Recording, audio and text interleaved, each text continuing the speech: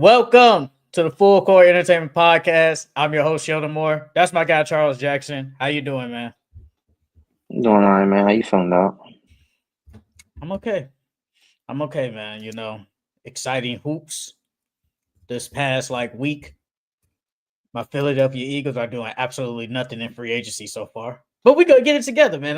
I trust Howie, bro. I trust Howie, bro. He the best GM in sports. He the best GM in sports, man. I trust him. But honestly, Didn't y'all though, just let go? Y'all just let go of two of y'all best cornerbacks, didn't y'all?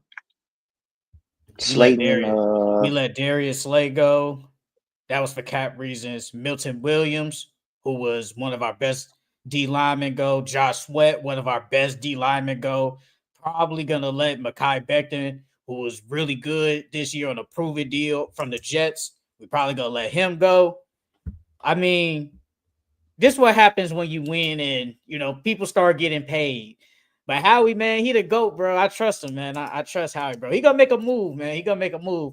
And when I come back, he gonna trade for Trey Hendrickson. That's what I'm gonna say. But honestly, though, before we start, I have a question of the day. I just thought of this probably like a couple of days ago. You're a general manager, right? hmm Would you rather have free agency be first, then the draft, or would you rather have the draft first, then free agency? Because in football, it's free agency, then the draft. In basketball, it's draft, then the free agency. So I'm asking you, which one would you rather have first? Um, that's a great question. Low key, I would rather have free agency first. Because depending on what you need, it may not have that in the draft. So, say if you need like a point guard, but this draft class isn't filled with good point guards, you can go get one in a free agency and try to fill another void on that roster. But I feel like for basketball, it really don't make no difference to be honest. But me personally, I would rather have free agency first. Yeah, I was thinking that too because I'm like, obviously, NFL was way more players, and then basketball is really not. I'd rather have free agency because it's like hmm I know what these players are. Like I know what they are. They're either great, decent, bad, or probably have potential. In the draft, I don't know who it is. I don't know what they are. Like, yes, we know like they have potential, he's talent, or he is the best player in the draft, but it's still a question mark at the end of the day. Like, let's say Cooper Flag. Cooper Flag, obviously, we know he's probably going number one, the most talented player in the draft. But then say and go in free agency, I'm gonna just use an example of because Cooper Flag is a small forward, power forward. Let's just say free agency, DeMar DeRozan. DeMar DeRozan, I know what he is. He's gonna give me 20 points. He's a really good mid range player. Okay, defender. So I'd rather go after him. At least I know than go after say Cooper Flag, who is still a question mark. So I agree with you. I'd rather have the free agency first than the draft. But that's just how it is in basketball, the draft. But let's get it started with our week 19 NBA power rankings. I started last week, so Charles starts this week. Number 10, I got the Atlanta Hawks. Mm. Number 9, I got the New York Knicks. 8, I got the Los Angeles Clippers. At 7, I got the Minnesota Timberwolves. And at 6, I got the Houston Rockets. 5, Memphis Grizzlies. 4, Golden State Warriors. 3, I got the Celtics. 2, Oklahoma City Thunder, and then 1, the Cleveland Cavaliers. You had what was so it what was your last six real quick? Not the last six, but the Uh, last four, the bottom four. At 10, it was who? Hawks, Knicks, Hawks at 10, Knicks at 9, Clippers at 8, T Wolves at 7. Okay, okay. And you had the Grizzlies at six. 5, Who's at six? Rockets. Rockets. Okay, okay, okay, okay, okay. I thought you said Grizzlies twice. That's my bad. I thought you said Grizzlies twice. But at number 10, I got the New York Knicks. At number 9, I got the Los Angeles Lakers. At number 8, I got the Denver Nuggets. At number 7, I got the Houston Rockets. At number 6, I got the Memphis Grizzlies. At number 5, I got the Minnesota Timberwolves. At number 4, I got the Golden State Warriors. At number 3, I got the Boston Celtics. At number 2, I got the OKC Thunder. And at number 1, I got the Cleveland Cavaliers. You know, I was looking at the Hawks, right? I was looking at them, and I was like, they won 4 in a row. But then I said, none of these teams have moved me. Like, you beat the Pacers twice. No Tyrese. They just beat the Hornets. The Hornets are kind of weak. And the And Sixers. it's the Sixers. Like, that doesn't move me. That doesn't move me. Now, if they would have beaten the Pacers twice and Tyrese was playing, I probably would have put him at 10. Not gonna lie. But those are all free W coupons. Well, maybe not the Pacers, I guess, but those ain't good teams. Nope. 2 weak teams and one didn't have their best player. I But I have mean, no with the problem with it. I Knicks, have no problem with it. I said, I know you got the, I know you got the Knicks 10 or whatever like that, but the Knicks ain't really playing nobody either besides the Kings, and they beat the Blazers, Yeah. and then they lost. They lost to the Clippers, You know, and I think that was with no Kawhi. well, no Jalen Brunson. But at the last spot for me, I was just like, who really can I put? I said the Knicks, you lost to the Lakers. That was a close game. You lost to the Clippers, like you just said. You faced the Blaze, you beat the Kings, and then you beat the Blazers. Okay. Then, like I said, the Hawks. You know, playing a lot of free double coupons didn't move me. So honestly, for me at least, it could have gone either way. And you took the Lakers out. Honestly, I was debating about taking the Lakers out the thing too, bro. I was debating about it too. Because that Nets lost, Man, bro. I ain't gonna lie. I don't care. No terrible. LeBron. You're not supposed to lose to the Nets, bro. I'm sorry. You're Yeah, not. but you're not supposed to lose to them, bro. And then now you ain't got LeBron for like another 7 to 8 games, so it's gonna be tough for LA. And Luca, bro, we probably get into more of him later, bro. But Luca, sometimes he just look like he still don't be in shape. And like he's still hurt, I think. I think he's still hurt. Low key. I think he's just fighting through it. It it's crazy because he low key looks skinnier though. He do look Yeah, skinny. like I don't know if he taking Ozempic or he actually been in there working out or what, but he like you And I said, know some. he don't look as athletic, because when he first got in the league, he was athletic. I ain't gonna say as hell, but he showed more athleticism than he does now. But yeah, he's skinnier. You would have thought that his athleticism would have came back or something, but no. Like I said, we'll get more into that later, but Al Horford was putting the clamps on him on Saturday. I'm just saying, he was putting the clamps on him. Like that was crazy. That was crazy. That was crazy. Hey man, the Timberwolves, they deserve to be up here at the top. They deserve it. They are Where'd you have worth him it. at? I had them at 5. At 5. Yeah, I had them at 5. I had them at 7. I didn't want to put them in the top 5 only because this would be their first time doing it for real. Like, I mean, I had them at number 10 last week, uh, but they've been so inconsistent all year. I couldn't just put them in my top 5. They gotta show me a little bit more before I do that. But can't you argue they was playing better than say the Rockets or the Grizzlies? Maybe not the Warriors. But can you argue? I don't think they was playing better than like the Cavs, Thunder, Celtics, and No. Warriors. Um, but you can probably say they was playing better than the Pelicans. I mean, well, the Pelicans and Rockets, they both didn't lose this week at all. But if you're looking at the strength of schedule, the T-Wolves' strength of schedule this week was harder than theirs. The T-Wolves went against the Heat, Spurs, and Nuggets, and the Rockets, they beat the Pelicans, Magic, and the Pelicans twice, the Magic, and then the Suns. Okay. And then the Grizzlies, they went against the Mavs, Pelicans, Suns, and Jazz. So it's Okay. like I mean, you really can. I can't say that they played better than them. I can say they played better opponents because they all undefeated this week. But wait a minute though. When we look at like how the strength of schedule, You just smacked the Nuggets last night. You smacked them. And we will get Mm-hmm. into that because I got something to say about that team.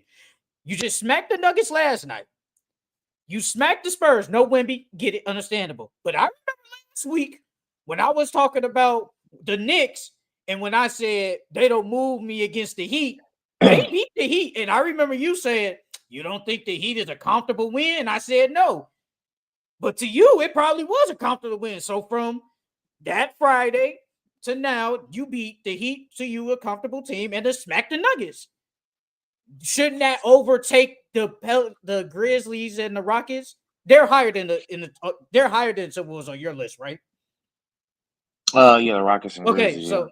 so shouldn't those two wins take over you beating the Pelicans twice, the Magic, the Suns, and the Grizzlies face the Jazz and some other weak teams? It's Had the like Jazz, Suns, Mavs, all them weak teams yeah, right now. exactly. That's what I'm saying. Yeah, like I I'm said, just like saying. they got some good wins this week. Don't get me wrong. Like I said, they had the better with a tougher schedule. It was just that the Timberwolves been so consistent. I didn't feel right putting them in the top five, and We're on a y'all 6 game. just now starting to string. They just now starting to string stuff together. Because at We're on a first I 6 was gonna game. put them if that was the case, I damn near would have put them in my top in my top 3 or 4 since they on a 6 game winning streak and they had a better schedule than most of the players. I mean, most of the teams on here. But putting them in the top 3, top 4 is insane. I mean, I had them in top 5. I had them in top 3 or 4. I was gonna put them in the top 3. They haven't been playing better than like obviously the usual 3 and the Warriors. They haven't played better than them, but it's just from obviously from a weekly standpoint, they I beat mean, better if that's the case, opponents. I mean, I thought that's if how that's we the do case, this. if that's the case, you could put them ahead of the Warriors then, because the Warriors they played the Nets, the Pistons, and the Blazers. You could And argue, no, you could if we argue going out that. strength of schedule, We could. I know we could do that. Like we really could. But the Warriors have been looking better than the Timberwolves, and you can say the Timberwolves because last week you just said Rudy Gobert was the problem. So you can say they've been looking better than say the Grizzlies and the Rockets. Remember, the Rockets were losing some games at one point. Now they're back on a 4 game winning streak. Same with the Grizzlies. We were just talking about how Ja wasn't been playing good. Ja been playing better recently. So we can argue that the Timberwolves been just playing a little bit better than the Grizzlies and the Rockets, at least in this power ranking. I'm just saying. I mean, I have no problem with it. I have actually, I have absolutely no problem with it. Denver didn't even scratch my list this week. You know, I would, man. Okay, if it was a closer game yesterday, could they have scratched it, or they Mm-hmm. want to go scratch it? Okay, They probably I probably would have gave them like 10. because uh from when we left off, they faced OKC twice, then you faced Timberwolves. Man, that's a hard Mm-hmm. schedule. I don't know if they play on Friday. Jokic had the crazy triple double, and then he played the Mm-hmm. Suns. So they went what 2-2? Yeah, 2-2. I mean, Jokic crazy triple double, beat who our MVP is SGA. Then lose to the Timberwolves, who we both. I think I picked to win yesterday. They lose. They get smacked. I mean, you can argue it, bro. I mean that beating the Thunder don't move you over the Hawks beating free W coupons. I mean, but at the same time, you still got them 2 L's, and like I don't think they should have lost to those Timberwolves. If they would have went like 3-1, I probably would have gave them the 10th Mm-hmm. spot just because of the strength of they schedule. But they lost twice this week, so Ah man, let me see. Let me see. Cavs. Obviously, the Cavs are number one, bro. They're on another yeah, 15-game winning streak. They don't bro. lose. I No, think go I ahead. had Go the ahead. Cavs number 1 since like majority of the season. To be I know honest, I didn't. They yeah, probably I just had the became number Cavs one, probably like one, a month or 2, two ago. 3, 4, 5, 6. I got the Cavs at least 8 times as number 1 on since since the year started. Damn near half. And we had the Cavs at number 13 in our rankings before the season Yeah, started. and they exceeded expectations for sure. And I'm looking at this paper now. This 76ers at 2 is just diabolical. Honestly, it was more you who had them at 2. It was more you. I didn't think they was 2. If anything, I didn't think that at all. I mean, a lot of these are kind of diabolical. We Bucks at 3, T-Wolves at 4, Knicks at 5. Understandable. Denver at 6, Dallas at 7. Yeah, Dallas at 7 isn't. It's not bad. It's not but obviously, bad. we didn't know all this stuff was going to happen. Yeah, man, that's why I'm not good. That's why I'm not doing nothing in your fantasy league, bro. I just want to make the playoffs at this point. And we're being honest. I just want to make the playoffs. I need Simone to win. Like, I need Simone to beat Buddy so I can at least make it. Because I'm going to lose regardless. I think you will still make it regardless. No, I don't have the points. And I'm only a game up on whoever the last 2 are. I'm only a game up. So, basically, if I lose, bro, I've lost. Bro, I haven't won a game since week 10.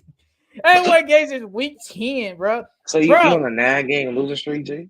Hey, man. Look, bro. I look back at my team. 4 of my 5 first picks are hurt. Joel Embiid. Because you had Joel. Yeah, I said you had Joel. Joel Embiid, Anthony Davis. He's not coming back. LeBron is hurt. I drafted DeJounte Murray at like number 4, out for the season. And my best player, honestly, is Jimmy Butler. Like, what? I mean, Jimmy ain't bad though, but yeah, that's tough. I drafted him at 5, but obviously no one thought. I mean, I thought he would still play like good, but as my 5th best player, that's not bad. That's not bad. It's like your 4th or 5th best player, but to be my best. Nah, and then he was out. He was out for majority of the season. Yes, because he got suspended. Like, what am I supposed to do? Like, and he just started playing good. He just started playing good too. Yeah. So what am I supposed to do, bro? Like, that's what I just like. Man, I just want to make the playoffs just to say, I made it, and then we move on. Man. Yeah, so you a playing team right now. You a playing basically, team. Bro. Basically, I'm a playing team. Basically. You the Hawks? Are you the Hawks or are you the Bulls?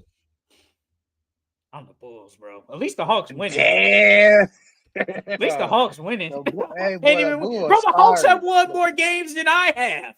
The Hawks have won more games than me, bro. Shit, the Nets won more games than you. 4-game win streak. Like, I can't win, bro. I can't freaking win. I start everybody, but it's like I don't have anybody. Like, I think if LeBron was at least healthy, I would be okay. But man, once he got hurt, I said, well, that's it. There ain't nothing I can do. Then there ain't even no players on the waiver wire, so you can't even pick nobody up for real. The waiver wire is terrible, bro. Yeah. It's so bad. But I had the Rockets at 7 and the Grizzlies at 6. You can honestly flip-flop either one. I think the Grizzlies only because of Josh play. Josh play has been playing better since the last time we spoke. Like, he's been killing it. I mean, he has to since Jaren Jackson is gone. I mean, he's been taking way more shot attempts. What game was that I was watching? I forgot what game it was they recently just played, but not the last game, but I think one of them games this week. I think it was against. Was it the Pelicans or the Suns? It was one of them games. He started off real slow. Shots. Yeah, he started off real slow. Like, he started off extremely slow. Like, since Jaren Jackson has been gone and he has to like take the offensive load more, he's been struggling. I mean, even though he's been dropping 20 plus, he's still been struggling in like the first half. So I just would want to see him, be a little bit more consistent. Because if he got it rolling early in the game, it makes it easier for his teammates in the second half. So. Yeah, Mobley's winning MVP. I mean, not MVP, Defensive Player of the Year now. Wemby's out. Jaren Jackson is week to week, so don't even really know when he's coming back. So it's Mobley's. Congratulations, Evan Mobley, on winning Defensive Player of the Year. You got anything else for the power rankings? No. All right. So that's it for our Week 19 NBA Power Rankings. Let's get into our NBA takeaways of the week, man. Want to start it off? Yeah. Well, first and foremost, I want to talk about that Lakers and Celtics game. That was a the score doesn't indicate how bad the game actually was. I feel like the Lakers, um, they gave that game away. I mean, they were struggling, and Bron went down. Even though Tatum did drop 40 and 12. And Brown dropped 31 and 6. Literally, those are the only two people that do something for them. Everybody else really didn't even, show up for the Celtics. And the Lakers, it just showed us without Brown and Luca. Austin Reeves chipped in with 16. But if Brown and Luca ain't playing at they tip top shape, it might be scary for the Lakers. Because where else is the scoring production gonna come from? Because when you get in the playoffs and you start playing these teams and these teams start keying in on these your other guys and your other players, it's going to be hard for them to generate points because Austin Reeves is what their third best option, and he only has 16. And if he's playing like that, they're not going to win no games. That game, Boston. It was a close game in the beginning. Then Boston chipped away, bro. They chipped away. Tatum Brown. They carried them, and then at one point, I just saw them. I think it was like in the third quarter, the Celtics just start playing like it was 2K, just throwing up, just shooting threes. And obviously, we're gonna get more into the threes with the Celtics and the Thunder, but they was just shooting threes. And I'm like, bro, they just throwing up anything at this point. I'm like, the Lakers gonna get right back into this game. And they did. They cut it to like 4 at one point. And I know people gonna be like, well, Luka did have 34. That was not a good 34 if you actually Yeah, it was watched an the ugly game. 34. It was It was it an was ugly not a good 34. 34. He was Jaylen Brown. I don't know what he has against him, bro, but he might be the Luka stopper, bro. He be locking Luka up for some apparent reason, bro. Tatum had Luka in jail, bro. I don't know what it is. Al Horford even had him in jail. Tatum or Brown? I meant to say Brown. If I said Tatum, my Okay. bad. Brown had Luka in jail, bro. Al Horford had Luka in jail. I don't know what it is with them two, but they always have Luka in jail, bro. And Luka just looks slow. He looks hurt. I'm like, bro, what are you doing? I'm like, he can't get past anybody. That's why I was getting to almost a 20-point blowout because Luka really wasn't doing anything. LeBron was doing everything he could, and no one else really did anything. And I mean, that's gonna be the problem. Like, where are you gonna get the bit? Where's the other production coming from? And Gabe Vincent, he been playing decent lately. Give props to Gabe Vincent. Wherever Francisco is, you can't call him an NPC player now because he been playing decent Yeah, he lately. been hooping. Yeah, he been hooping for the He been last playing decent. damn near for like the last month. He been hooping. But when I told y'all you got to play him over Bronny. Bro, he's still But that's butt. neither here or there. No, yeah, that's fine. I just got to play him over Bronny. Nothing against him, but like Tatum 12 for 28, 6 for 16 for 3. He didn't have to take all 3, but he was a plus 12 on the court. He was killing that game. It in the beginning, it's living up to the hype. Close game, the two most storied franchises in the NBA. Then we start getting the blowout. Lakers make a late charge. LeBron gets hurt, gets an injured groin. We'll get more into that later. Here we are. We don't know what's going to happen to the Lakers, but they lost that game, and we don't know what's going to happen now. Hey, if Bron didn't get injured, do they come back and win? There's a chance. Because when he left, they were down by what? I think it was single digits. Yes. And losing Bron, that's a big momentum shift. That's a real big momentum shift, losing Bron. Like, and we don't know when he's coming back, so now Luka gotta do him. But that game, man, Jason Tatum and Brown was going crazy, bro. That, like, good for them. It was an okay game. I think they had like 4.6 million viewers that game too. That's like the most since outside. I think that's like the most regular season game since I forgot, but not counting the Christmas game. So it lived up. It lived up to the hype. Let's get into it. Jokic 31, 21 rebounds and 22 assists. The first player to ever have those numbers Man, against the Phoenix Suns on Friday, bro. bro, I ain't gonna lie. I know I chose SGA as my MVP last week, Oh but my god, bro. that kind of I didn't say I'm choosing Jokic now, but that made me on the that got me on the edge a little bit, bro. Because, bro, a 30, 20, 20, no one has ever done that. Never.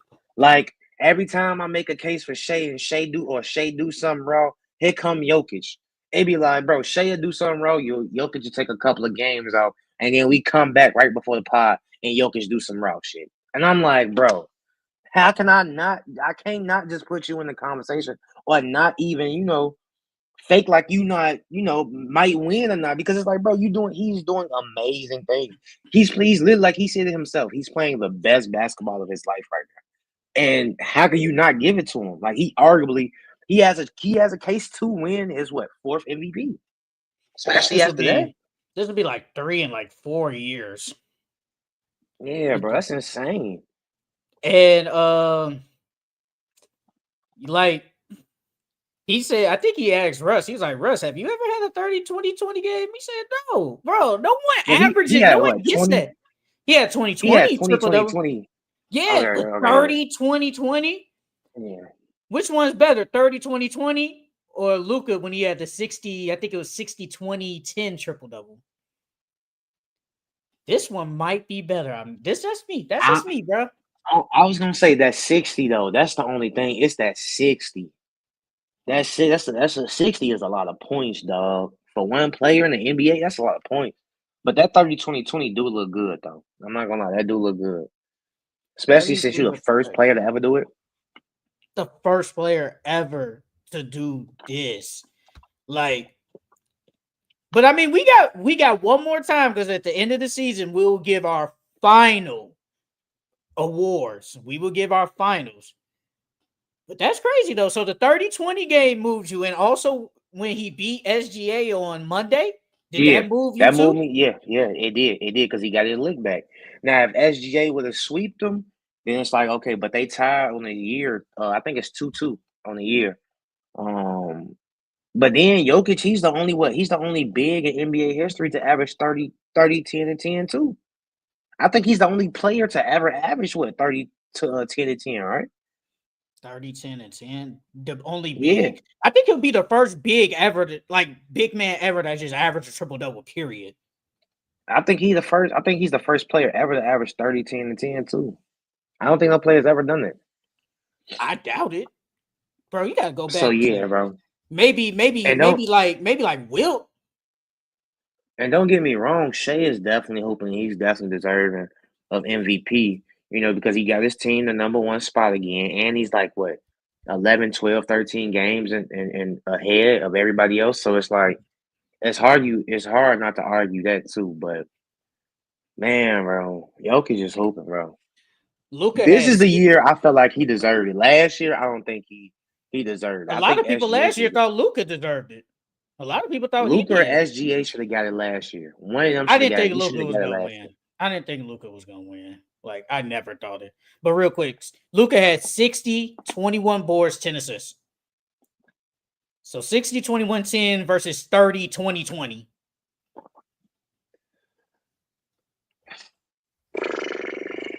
I'm going I'm 30, still gonna go 20, with this. 20.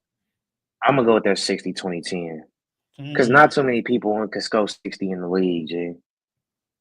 Who was it And against? the Knicks. It took overtime And though. who? Yeah, But they both took overtime. Both took overtime. Did you see? yeah. Did you see when Kevin put that tweet in the chat? That Jokic had a triple double at basically at like 11 At minutes something left halftime? at third, and then he got another triple double. Yeah. Bro, Yeah, I seen that's it. Yeah. crazy. How Yeah, I you get seen that. two Yeah. triple doubles in one game? How? That's crazy. Bro, most players don't even get a triple double in their career. Bro, Zion just got his first triple double, what, like 2 weeks ago? They got the second one the other day. Like, Mm.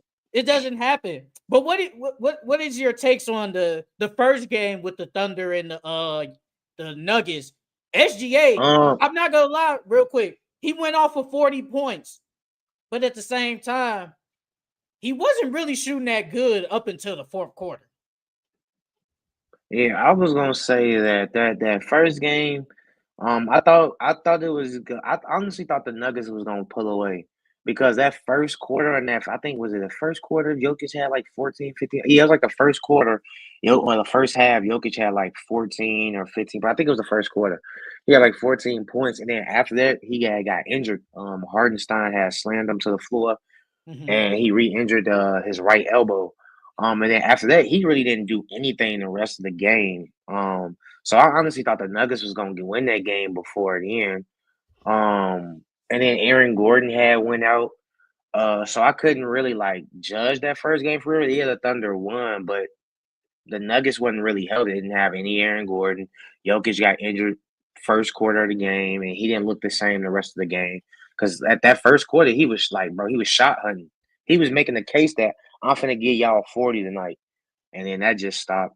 Um, and then that second game, though, I like that they bounced back and they won. They showed their resilience even without Aaron Gordon. But I gotta see both teams healthy playing each other, man. Well, the first game of the season, I think they were healthy. Thunder won the game. I think Chet had like 5, 6 blocks that game. And Chet was in foul trouble in game one. He sold my bet. I picked his points, rebounds, and assists, bro. I think he need like three more, whatever. He stayed in foul trouble. And it's like, bro, Yeah, what can you do? But now though, Jada played really good that game. SGA, like I said, he was just not shooting good. And he was shooting a lot of threes, bro. And I'm like, brother, stop shooting the threes, bro. Because you're not hitting them. He was 2 for 11 for three. And that's really not him. He doesn't take like 11 3-pointers per no, game. That's just not him. And I understand, I get it. But you know that if it ain't hitting, bro, get to the hole, bro. You already a free throw merchant, so just go to the hole and get your little easy free throws. Jokic, he had 24, 13, 9, but like you said, maybe the elbow injury kind of hurt him, kind of delayed him a little bit. Jamal Murray really didn't play good, didn't do honestly. shit. Didn't do shit. 6 for 17 with 17 points, a minus 17 on the court. Michael Porter was a minus 33. A minus 33. But he had 24 and 15, so Yeah, that's cool, but bro, when you on the court, we basically was blowing you out when you on the court. That Christian mhm. Brown, he was honestly probably you can argue about like they second best player. You can argue it. He was hooping in like that third quarter. He was hooping. He was really hooping, but and we could get into like the things about the Nuggets and all that, but man, they and they just faced the Timberwolves, and we can honestly talk about that game last night. Bro, the Nuggets might be soft, and they just gave up yesterday. They gave I up. was gonna say, I was gonna ask you, I'm like, does Ant have a Nuggets number, bro? Because ever since he You, eliminated them in the playoffs, bro, he been whooping they you ass. know, I've seen a lot of people say, man, the Nuggets do not want to see the Timberwolves in the playoffs, man. And just like you said, the Timberwolves got their number. But then it's like, I just remember, and I get it, Ant was younger, but they was just whooping on them like 2 years, like 2, 3 years ago. Like they were whooping on them. Now these are different teams, obviously, different teams, but they was just whooping on them.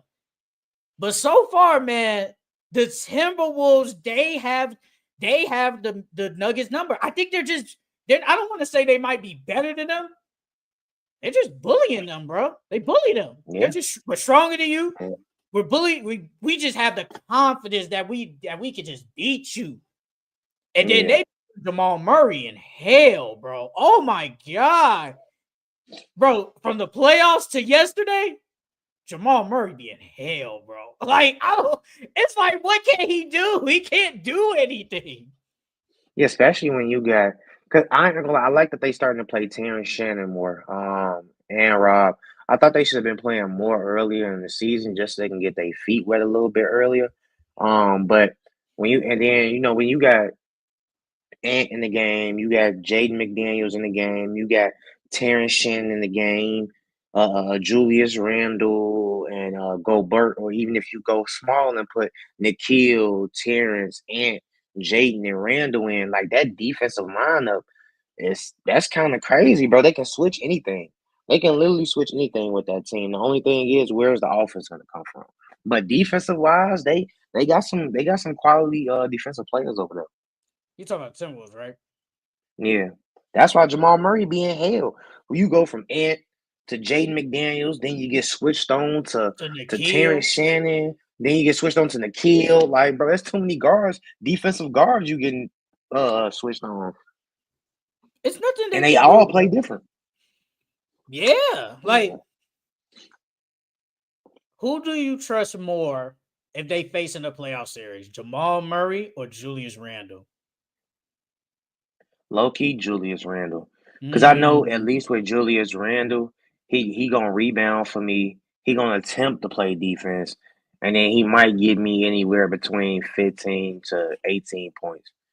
Jamal Murray, you don't know if he gonna be hot that game or if he gonna go cold and shoot 6 for 17 like he did. You don't know which Jamal Murray's gonna show up. I would have to pick Jamal Murray because I at least seen him do it at the highest level. That's true. I've seen That's Julius true. Randle, bro. He has had some stinkers in the playoffs, bro. He's good in the regular season, but man, when it gets to the playoffs, man, it's just like it's a whole new ball game for him. So Julius got to show me this playoff. Like if they do make it out, they're in the play-in right now, and I think whoever they face in the play-in, I think they will face the Kings. They could beat the Kings. I'm sorry, they could beat them. Yeah. So they will probably face right now. I think it'd probably be Denver, and I think that's who they want. I think they They want. want Yeah, I Denver. think they want that. Yeah, they want that. I ain't gonna lie, they want that. Well, they have to be the sixth seed. I think because Denver number 3 right now. Are the Lakers back at 2? Nah, Lakers at 4. When I look, they at 4. Now, It's Grizzlies it's the back at 2. Thunder. Grizzlies Yeah, back at 2. They could probably yeah. beat the Grizzlies too. But yeah, no, you're right though. They would have to be 6 if they won Denver again.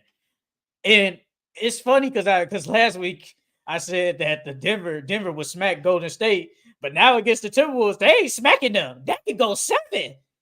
Yeah, That could go yeah. I 7. And mean, last year, what the Golden State and Nuggets or no, Nuggets and Timberwolves, that could go 7. niggas? Yeah, yeah. It can go 7.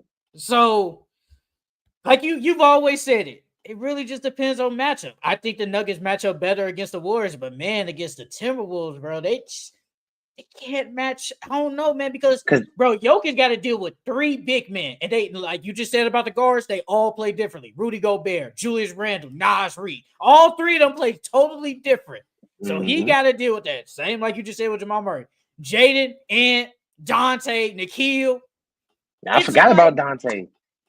I he got forgot to about deal. him. They got to deal with all of that, bro. They just match up well because they just think they're better than them. Honestly, they was like we beating y'all in Game 7, and I picked them last year. I said the Timberwolves would beat the Nuggets in Game 7. I think a lot of people picked the Nuggets, and honestly, this year I think people will still probably pick the Nuggets over the Timberwolves, and it's only And we because it's being, like it's Jokic.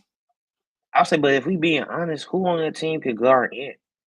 Because even if you put Aaron Gordon on him, who gonna guard Nah, Julius Randle now? Julius Randle just nah. gonna eat then. You you will have to combination of say Christian Braun, um They too Westbrook, small.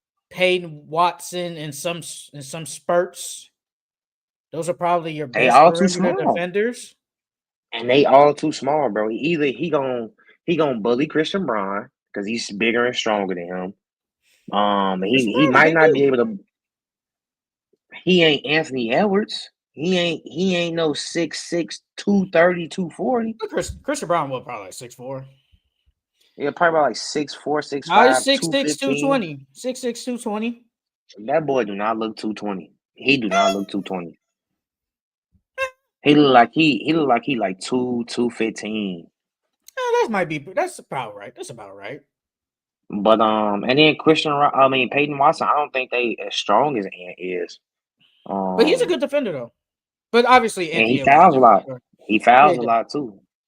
And then Westbrook isn't the same defender as he used to be, so he still I don't think plays nobody on that team could guard okay him. defense. He still plays okay defense. So, but like the Timberwolves definitely might have their number, bro. And it's actually good that the Timberwolves are playing way good because we always was talking about, man, offense looks nasty. Um, we don't know what they're gonna do with Julius Randle. Julius Randle has been a good And playing good. passer since he's been back. He's averaged like 9 Mm-hmm. assists since he's come back. Definitely a good playmaker. He's always been a decent playmaker. Though. Always been. He ain't great or good, but he's been decent. He's been comfortable. I don't know if you remember, but when we was first talking about, I forgot which week it was, but I was saying that like I seen that Coach Finch was putting the ball in Julius Randle's hands because that's the only way the offense is gonna work, bro. That's legit the only way the offense is gonna work because he gonna have to have the ball like he was with the Knicks. He had the ball in his hands a lot before Brunson got there. That's the only way that offense is gonna work in Minnesota. They have to do what they did last year, and obviously Cat and Randall are different, but you got to bully Jokic, bro. Because that's what Cat was a comfortable defender against Jokic. Cat ain't this defender, but against Jokic, I think Jokic just struggles against bigger guys or people that's just big as him.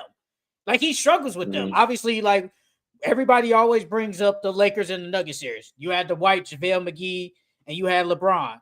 Well, not LeBron, Anthony Davis. You know, those guys are basically as big as him. And they're good Yeah, he can't defenders. bully them. He Yeah. can't bully And if them. he can't, and if Nas Reed, he ain't getting bullied. Randall ain't getting bullied. Rudy Gobert, however people think about He him, getting he ain't. bullied. He getting bullied, bro. Bro, That's he a getting four. bullied by That's a Jokic, bro. four-time defensive player of the year.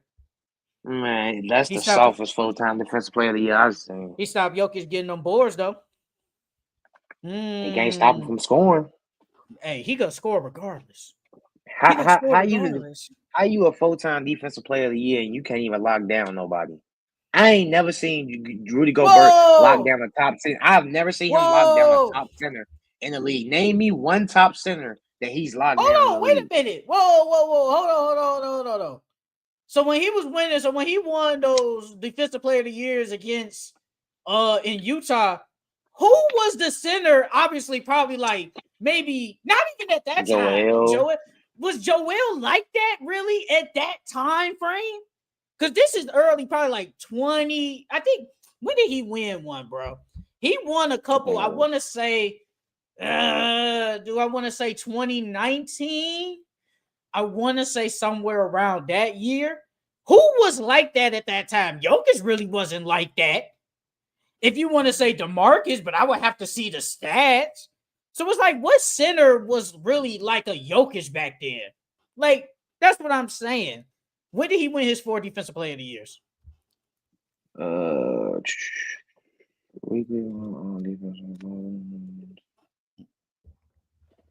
let's see. He won in 2017. He won in Okay. 2018. He won in Okay. 2020, and he won in 2023. 5 years ago, So Rudy the one in Gobert. 2023, I don't think he should have won that one. 2017, who was killing during And, 2017? and them Utah Jazz teams had good defensive teams because of him. Like we can't act like those teams were good defensively, and it wasn't I'm because not, of him. not I'm not I'm not saying that Rudy Gobert isn't a good defender, but like 101 against the top centers in the league, I see him struggle too often. Like you can still be a good defender if like Jaren Jackson. Jaren Jackson is a good defender. He's a good one-on-one defender.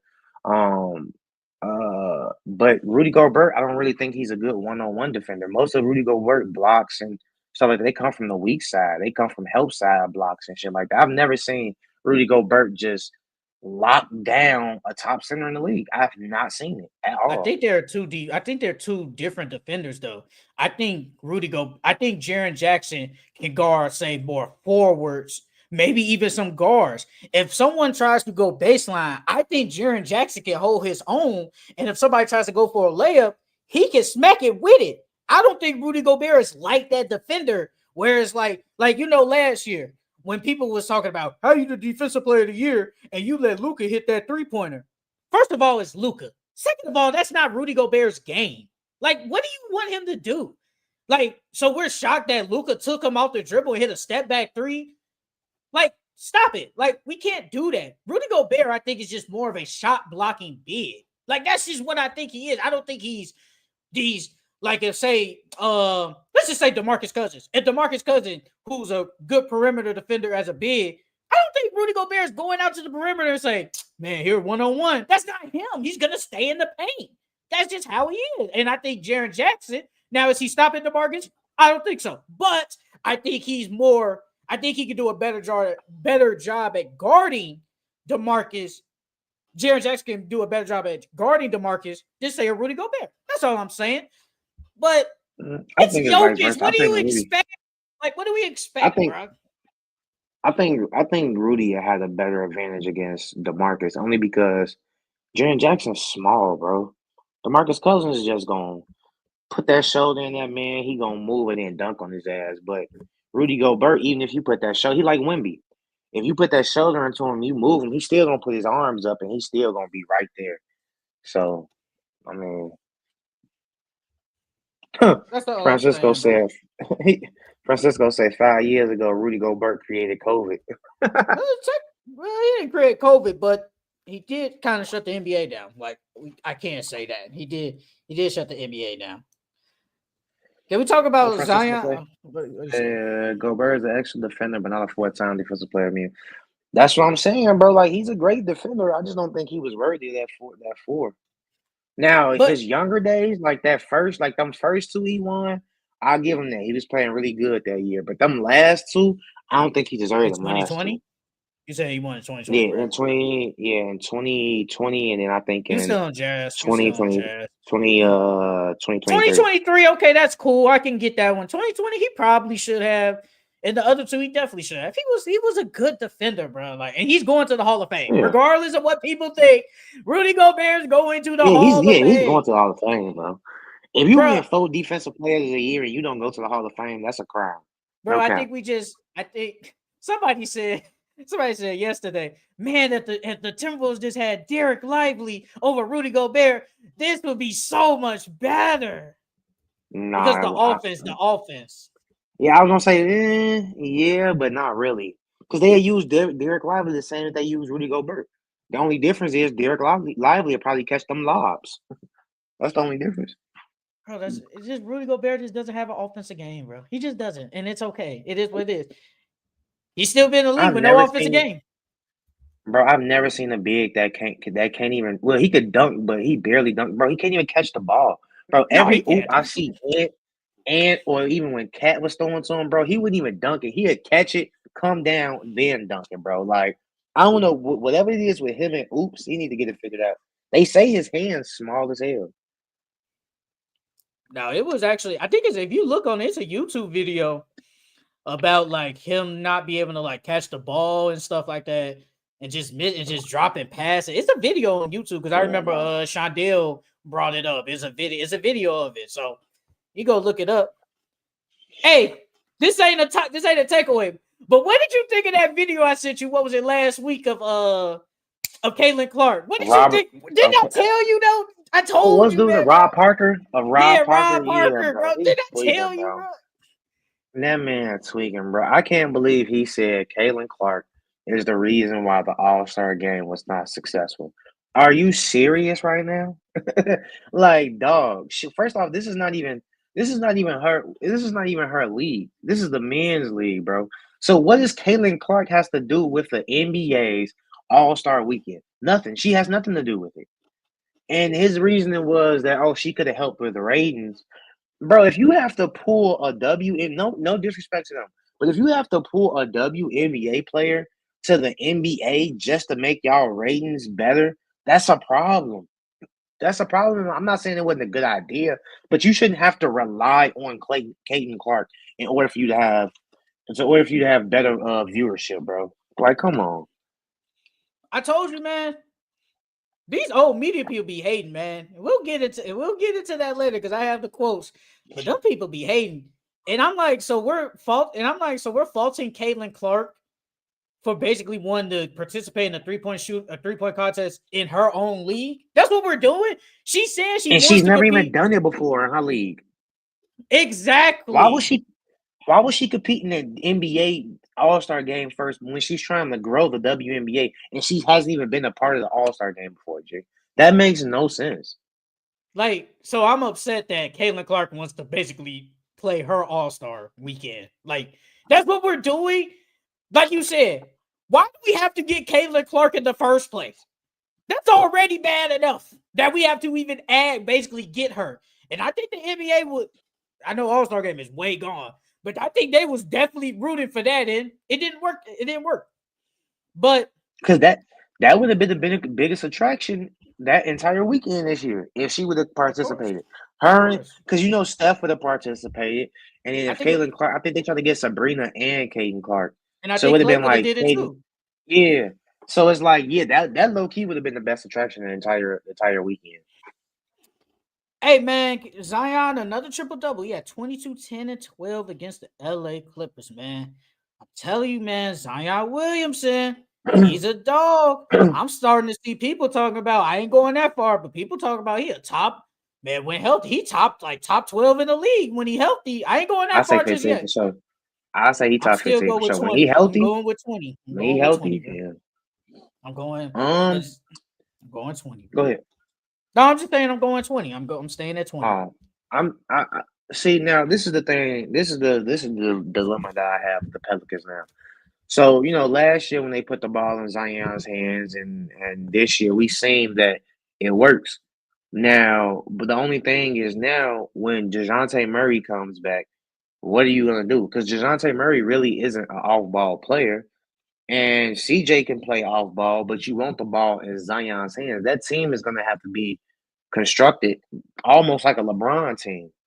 But even though Zion isn't the passer, LeBron is. They want the ball in his hands at all times. What are you gonna do with Murray now? What are you Because gonna he's a traditional point in What are you essence. gonna do with that top 3 pick if you get it? Because you said Dylan Harper. Let's just hypothetically say they draft Dylan Harper. What does Dylan Harper do over there? If we want Zion to have the ball in his hands, what does he do? He would have to play off ball because you got Dejounte now, and they not gonna let that rookie play point when you got Dejounte, Dejounte Murray over there. He gonna have Dylan Harper Jr. gonna have to play the two, and He I don't know if was he's that good of a shooter to he play the wouldn't two even start though. He wouldn't because they start. got CJ. You're right, unless they move See, CJ.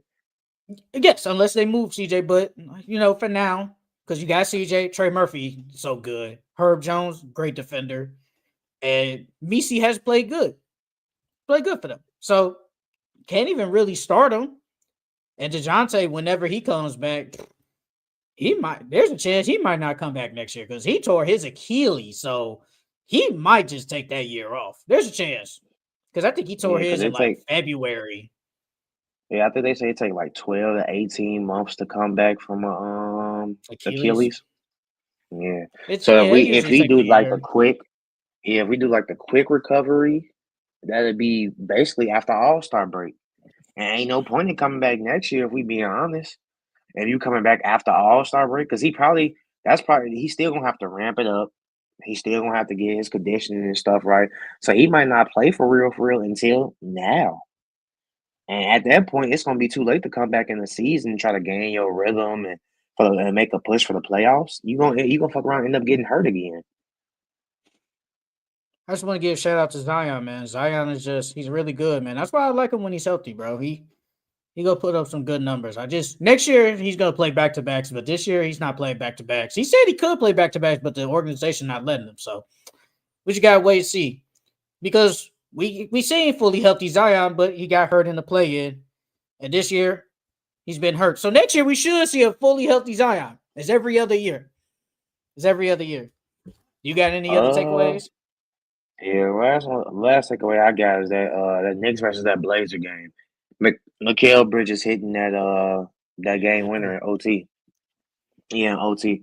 First off, this is what I think people were nervous about with the Knicks. Even though Jalen Brunson wasn't playing, we all think that they should have either blown out or beaten the Blazers by double digits. Correct? Yeah, I mean just yeah. me and you. Correct? And they Yeah. didn't. They only won by 2 points. Like the Knicks defense is atrocious, bro. If they not on scoring teams, they not doing nothing. Even if you like I said, even if you didn't have Jalen Brunson, ain't no way you let Denny go out for 27 and Scoop go out for 30. Now, no credit to them. They're really good players, but ain't no way y'all should let them do that. And then you had Shaden Sharp dropping 21, bro. The Knicks need and Tibbs need to figure out something. He has to figure out something because this is not gonna last, bro. You playing your best guys too many minutes, and we only 20 something You, games from the playoffs, bro. They're gonna be dead in the first round. you saw them comments And that Mikal Bridges made, right? mm-mm. Oh, he said that he talked to Tom Thibodeau. Well, first of all, let me say this. I thought the Knicks won because I think it was like after Cat hit that 3-pointer, they went up like 104 to 98. I'm like, man, I think it was like maybe like a minute, 50 some seconds left. I think it was like either a minute Mm. or 50 some seconds left. I'm like, they won. And I went to sleep because it was probably like 11 something. And then like, I'm kind of in and out of my sleep. I wake up, look, and I saw my phone notification. It said like Shane Sharp hit a three to go up by like 2 or something. Then it was an overtime. I said, overtime? I said, how did that happen? I said, what? I was like, be for real. But Mikal Bridges, he talked to Tom Thibodeau and said, basically, can you back off all the starters' minutes? And Mikal Bridges, like he quoted, said, sometimes it's not fun on the body. You'll want that as a coach, but also talk to him a little bit, knowing that we got a good enough team where our bench guys can come in and we don't need to play 48 minutes. And then this morning, Mm. on First Take, Stephen A. Smith, he basically said the same thing. And then there was a video of Tom Thibodeau saying that him and Mikal Bridges never talked about minutes and stuff like that. And then Stephen A. Smith said Mikal Bridges revealed that he had a private meeting with Tom Thibodeau about the starters playing too many minutes and the bench playing too little. He's speaking for the Knicks, and Tibbs says he didn't happen. He said, and Stephen A. Smith said, that's a bad sign. So who lying? Somebody lying. I low key think Tibbs is lying. I don't think Mikal Bridges. I think Tibbs is lying to like because that's like since he said it was a private conversation. Tibbs probably felt like Mikal should have kept it private. And then you know how many times Tibbs gets criticized for playing his guys too many minutes. So it's like I feel like Tibbs was just trying to cover his own ass. But Mikal Bridges capping, bro. Y'all bench is not that good for y'all starters to be taking breaks like that, bro. Like, don't get me wrong, y'all still need to take breaks, but I just disagree with the part with him saying that they bench is good enough, bro. I agree. How do we know though if they barely get minutes? That's true. That How is do we true. know? That How is. do we know? But besides McBride, Precious Achua, and Mitchell Robinson, who off But they look at bench that. get buckets? Well, yesterday, look, Mikal played 41. OG played 43. Cat played 39. Josh Hart played 42. Miles McBride played 38. Precious Achua only played 9 minutes. Mitchell Robinson only played 19. I know he coming back from injury. Campaign, who has played, I think Campaign has played decent Yeah, off the he bench. played decent. He He only played decent. did Yeah. 15 minutes. He only got 15. That's not enough. I think he could play at least 23. And then Landry Shamet, he only played 20. So, I mean, those are okay bench players to at least majority of them could at least give me 20 plus minutes a night. But how do we know Mm. if you don't even play them? I'm just saying.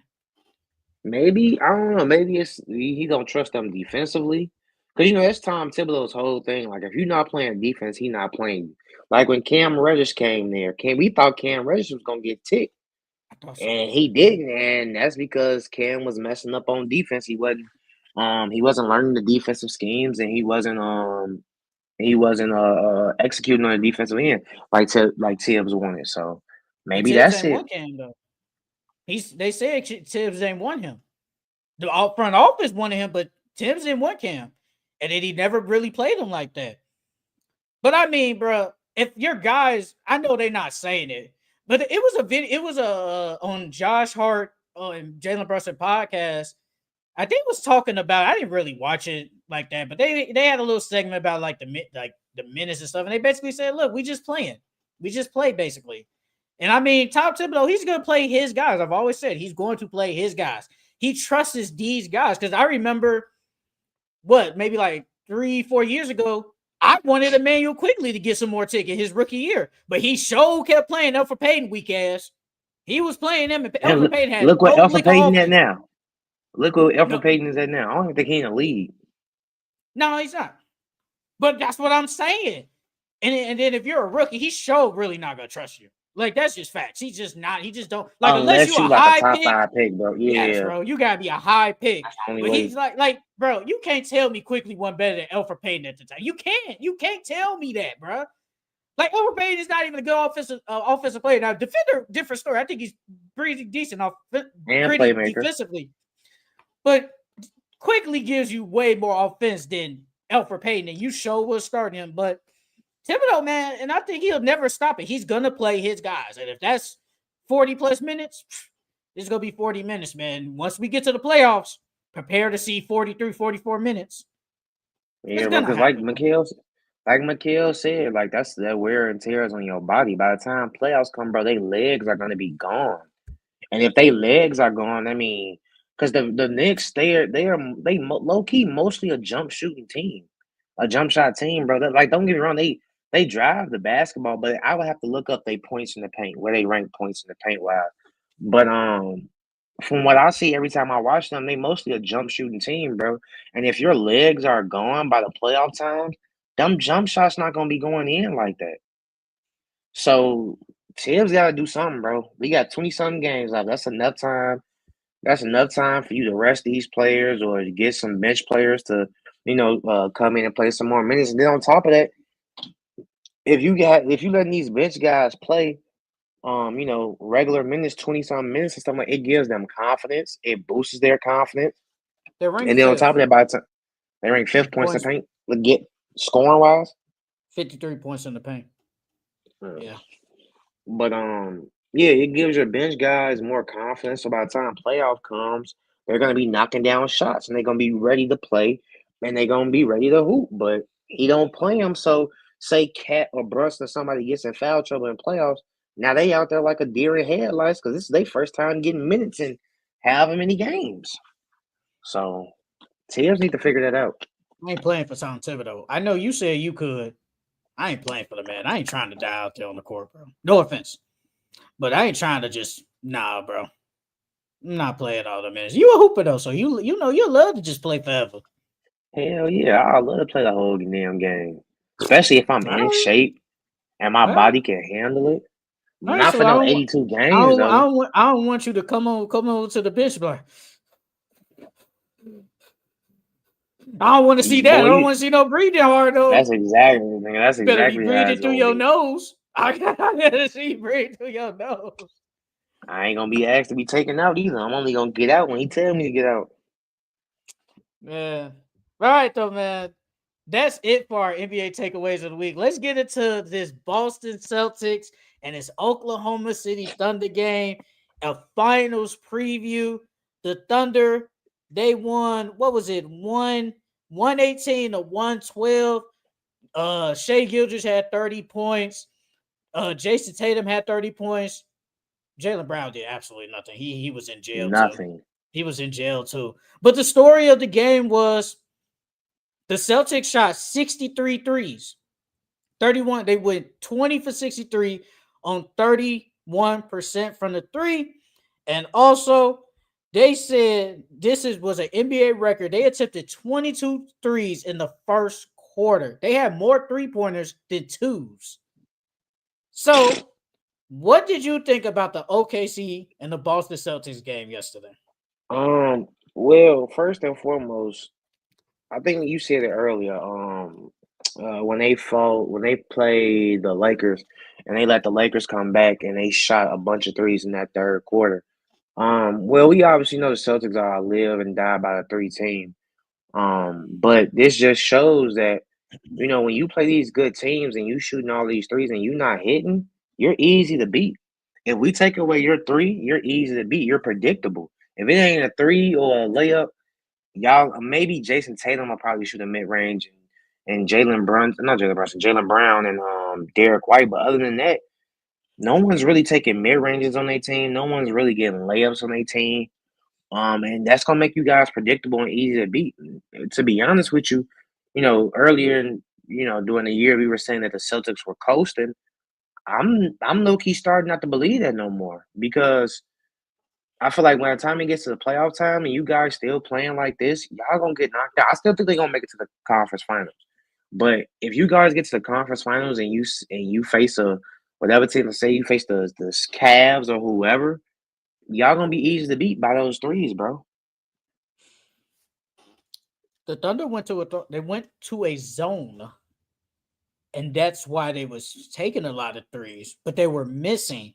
And if you look at the free throw attempts, the Celtics only attempted 12, and the Thunder hit 10. No, the Celtics went 10 for 12 from free throw line. The Thunder went 25 for 35. And I see people on Twitter was like, man, you know, well, if the free throw difference wasn't in this game, we probably could have won. But it's like, bro, if you're taking a lot of jump shots, you ain't gonna get to the line. Yeah, It's just you ain't not gonna gonna get to the happen. line. It's not gonna Yeah, happen. And the Thunder was getting to the line, and that plays a part with no Porzingis.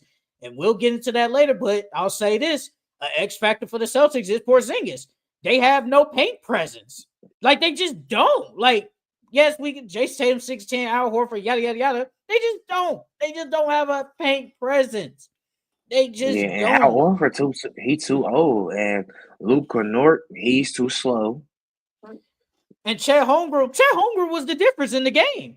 He was amazing yesterday. Chet Holmgren was amazing. I comes back to what I said yet last week. I would not trade Chet before J-Dub.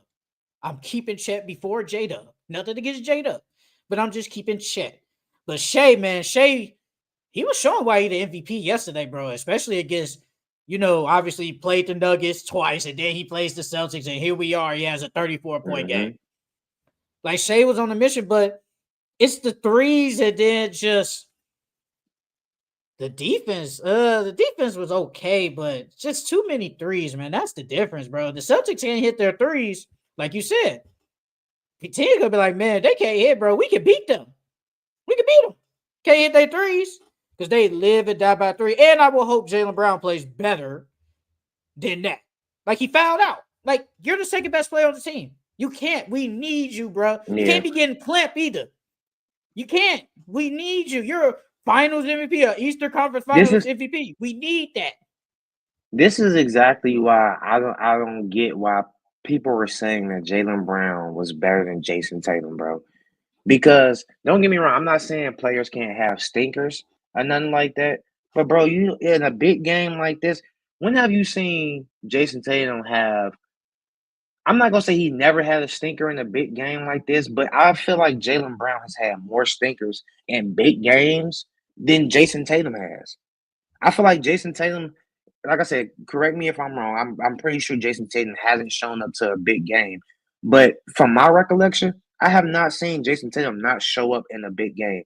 Jaylen Brown, on the other hand, I've seen several games when it was a big game and him not show up at all.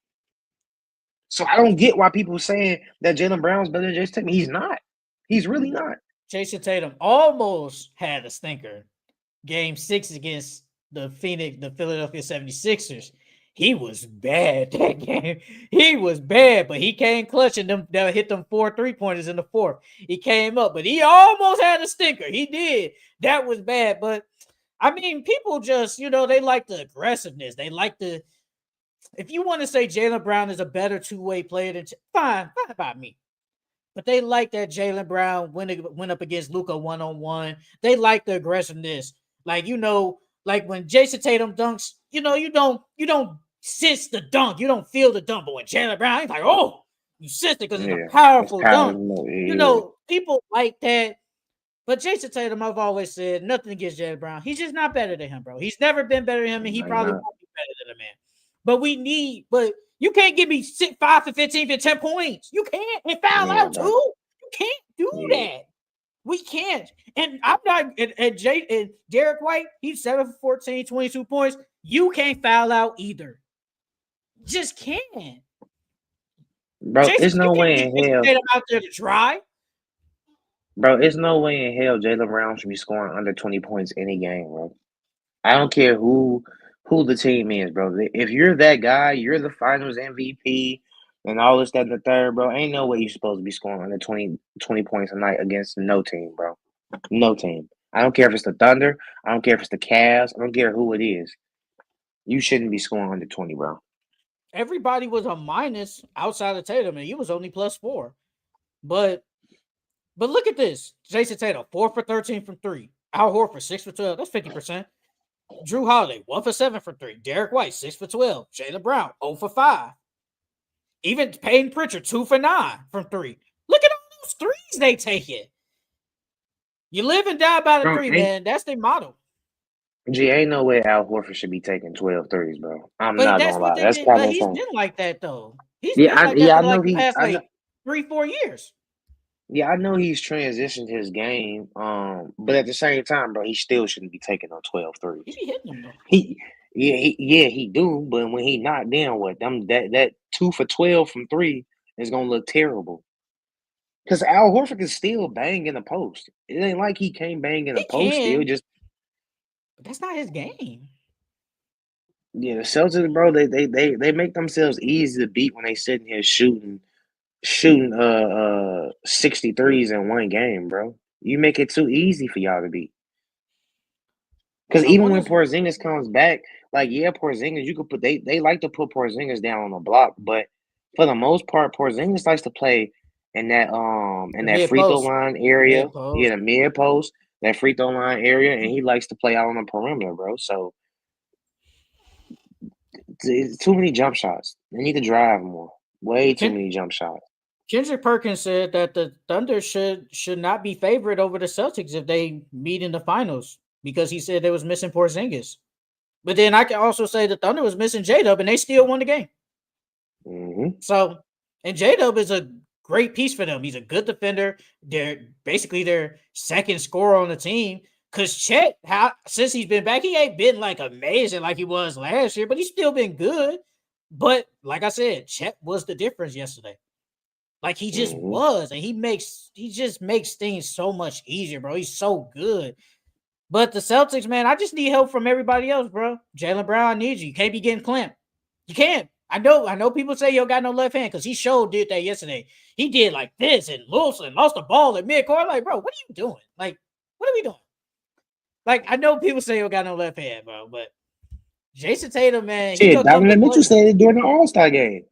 But it's the Donovan Mitchell literally, truth. and he missed the left hand before he shot the left hand layup. He was like, no left hand, no left hand the whole time while he was driving, and the man smoked the left hand layup. But it's the truth. He don't got a left Oh, hand. yeah. It's the truth. I, I'm even if they did meet up in the finals, I would still pick Boston though, because they've been there, done that, bro. I still think they're a bigger team than them. And the Thunder, rebounding wise, they're still a small team. And the Thunder, the one thing they're not good at is the shooting. They can't shoot. They really can't shoot like that. The Celtics can shoot like that. But I would still pick Boston over the Thunder though. But the Thunder, they're making a case like, we should be the favorites. They're making a case. It was a great game though. It was a good game. Yeah, it was. I thought the Celtics would win, man. I thought the Celtics would win. But let's transition to my Los Angeles Lakers, man. LeBron James hurt his groin against the Boston Celtics on Saturday. He's supposed to be out 1 to 2 weeks.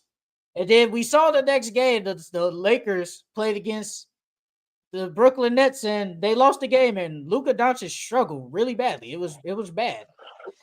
So I'm asking you, what do we expect from the Lakers while LeBron James is out, and can they survive? Yeah, I think they can survive. As long as so LeBron, they said LeBron's supposed to be evaluated in 1 to 2 weeks, and when I looked it up, that's about 8 games. Um, and that started from when he first didn't play, which was that Nets game, so the 10th. Um, so from the March 10th to I think it's like March 24th, where he'll be reevaluated and potentially come back. If they can go 4-4 within them 8 games, they good because they still have that maybe the fourth seed. They still have that fourth seed. They wouldn't really have moved down in the standings. And I think they can. I think they can. They can do it. You still got Luca. And then without LeBron, this gives the other players on the team a chance to find their rhythm, by playing more minutes. And then by the time playoff comes, it gives them more confidence. That's really what it's all about. The others need confidence during playoffs. So As long as they can stay afloat and go even while Braun is out, and those bench players get some more minutes and build up their confidence, I think they'll be good for playoffs. If I had a panic meter, shout out to the 6 people in the chat. But if I had a panic meter, I'd probably put it at a 7. Only Damn, that because, high? first, look, bro, Luka the past 2 games does not look right. Bro, he was 8 for 26 for 22 points. That is terrible. 3 for 10 from 3. That is terrible. Austin Reeves has been trash since he's been back. He's been terrible. Now, we're looking at Austin Reeves been bad. Luka been inconsistent. Looks out of shape. Now, we're looking at Alex Lynn. Trash. Bruh. JJ Redick only played him 13 minutes, and he's our only big because Jackson Hayes is out. That's how bad you are. That's how bad you are. Dalton Connect. Whatever. Now we're depending on a rookie, Gabe Vincent. Francisco, you don't even like Gabe Vincent. You too, Charles. We're asking Gabe Vincent, who was 8 for 12, really good for 24 points. So is Gabe Vincent our third best player? That's bad. Yeah, Jared Vanderbilt ain't an offensive player. Play offense, been offensive. His offense has been good recently since Luka been there. Jordan Goodwin. I mean, Jordan Goodwin, it's like some days he look decent, then some days it's like, bro, you be looking weak. Oh, did you see? I think Brian passed him to him on a wide open fast break layup, and he smoked. Man, he I smoked it. said, Then he threw a pass like backcourt or something. He threw a turnover. It's like, yes, bro. I'm like, oh my God. I'm like, what are you doing? It's a weekly reminder that Gabe Vincent is an NPC. Yes, sir. Yes, Not sir. recently, though. Not recently, though. Gabe been hooping, but I'm nervous, bro. Cause let's look at the Lakers schedule, bro. Let's look at it for the rest of March. You play the Bucks. That can go either way. That's tonight. Then on a back-to-back, play the Nuggets. There's no Bron now. Then probably L. That's probably an L, yeah. Play the Suns. That can go. They can win that game. They can win that game. The Spurs. They can win that game. The Nuggets again. I would give them an L. The Bucks again. That one's still a toss-up. The Bulls. They can win that. The Magic. They can win that one too. The Pacers. I feel like that one a toss-up. The Bulls. They winning that. Then the last 2 games of the month, the Grizzlies and the Rockets. They probably lose them games. It's a hard schedule. And like, I know LeBron's supposed to come back, but LeBron is 40 years old, has a groin injury. You ain't trying to bring this man back super early, bro. Or in the time frame. As long as they finish out even, they good. As long as they finish out even, they good. As long as they can go 500 the rest of the month, they good, bro. Bro, because I think the next person in line, I think they like what 4-5 games ahead of the 5th seed. Let me look. I'm on it right now. Oh, the Lakers are 4 games. Yeah, it can't be that close, bro. They only a game and a half above the Rockets for the 5th seed. For the 4th seed, they're 4 games ahead of the Warriors at 6. Well, the Timberwolves. So that's a comfortable lead. But the Rockets can easily get in front of them, and then they lose home court. Yeah. So, Bill, if they want to at least make the playoffs, they just gotta go 500. If they want to keep that third, well, I feel like even if they keep that third seed, that 4th seed, they still can only go 500 because the Nuggets are damn near 2 games. They're only a half game behind the Nuggets, and they're only literally a half game behind the Nuggets and the Grizzlies for the 2nd seed. So yeah, I mean, depending on the other team's schedule as well, if they got a tough schedule to end March, then It can go either way for the Lakers. As long as the Like, Lakers end this month 500, that's the goal. Just end it 500. you can't tell me that how Austin Reeves been looking at Luka the last 2 games, been looking like straight trash and can't get past nobody, bro. That don't worry you a little bit, bro. No, I'm not saying they don't. I mean, but every game is different. So hopefully they can get this dub tonight against the Bucks, man. I'm scared. I'm keeping it at a 7, bro. But I'm scared. I think they can still get 5th. I think they could be 5th or 4th. But with no LeBron, man, when I saw LeBron go down, I'm like, he ain't coming back. I said, man, they about to Yeah, struggle, that was bro. hard. I'm about to struggle. Yeah, they have been bad, and they are going to be trash 2 weeks. But in the playoffs, we good. My glorious king 5th ring is on the way. OKC, KFC, UFC, Lakers at 5. Lakers in 5, man. Now if they face the Rockets, though, I think they could beat the Rockets. I think they could beat them. And it's crazy because have you noticed that it said? I think it said since the trade deadline or the All-Star break, Jackson Hayes has been the best defensive big in the league. No, I have not seen that. He's been the best defensive big in the league since that time frame, and now he's out. I would have never thought I needed Jackson Hayes. Yeah, you see it? I seen on Twitter they showed like a little stat that Bron, I think in like the last, I want to say 5 to 7 years, he's always taken March off. And whether it was like via injury or rest or something like that, but they was like sometime in March he always gets an extended period off. And low key, now I'm thinking about it, that low key makes sense. I ain't blaming him because you get rest right before the playoffs. You get your rest in March, and then like a couple of games before playoffs, that's when you come back and you start to wrap it up. That way, the time by playoffs come, you nice and ready. I don't blame Bron. So this could low key just be Bron maintenance. Bron probably couldn't have messed up his groin for real. It's just Bron maintenance right now. But he just had. But remember, he took like a week off, and nobody was like they didn't know when LeBron was coming back. He was off for personal reasons. That was like, I think that was probably like what, November or something like that.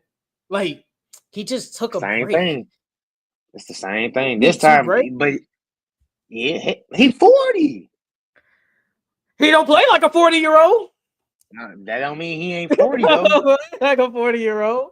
Just because he don't play like a 40-year-old, that don't mean that body ain't 40. The body not 40. Look what he's doing. Shit. Bro, he's playing damn near 35 minutes, bro. At the highest if he need level rest of basketball. like that, he's feeling that, bro. Every night that man's in a cold tub. He's in a cold tub every night.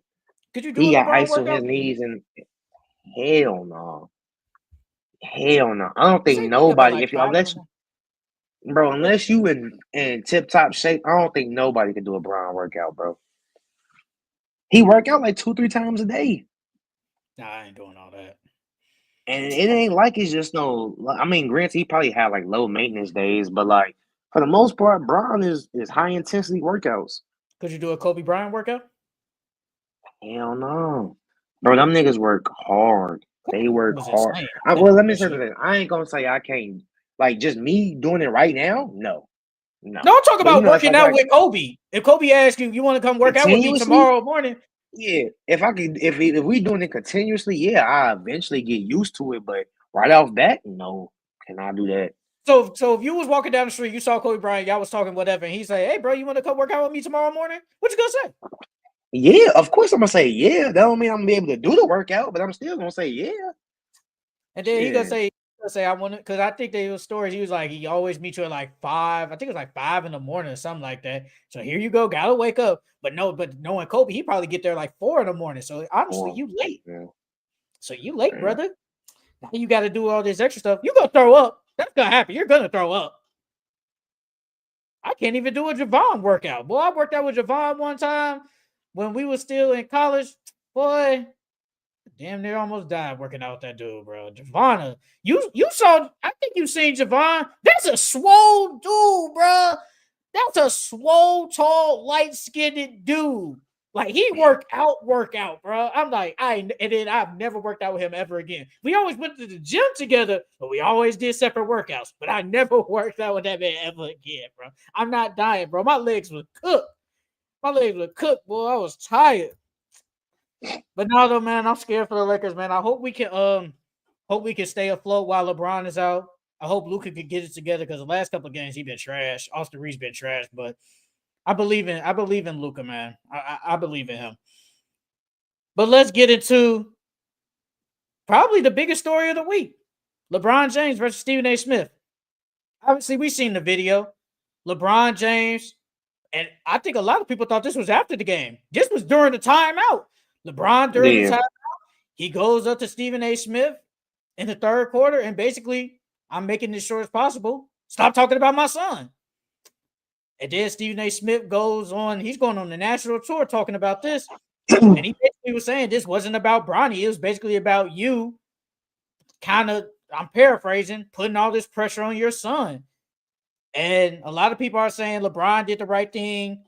Some people saying Stephen A. Smith did the right thing. And both of them was wrong in some sense. But what's your take on the LeBron versus Stephen A. Smith beef? Um, for Will,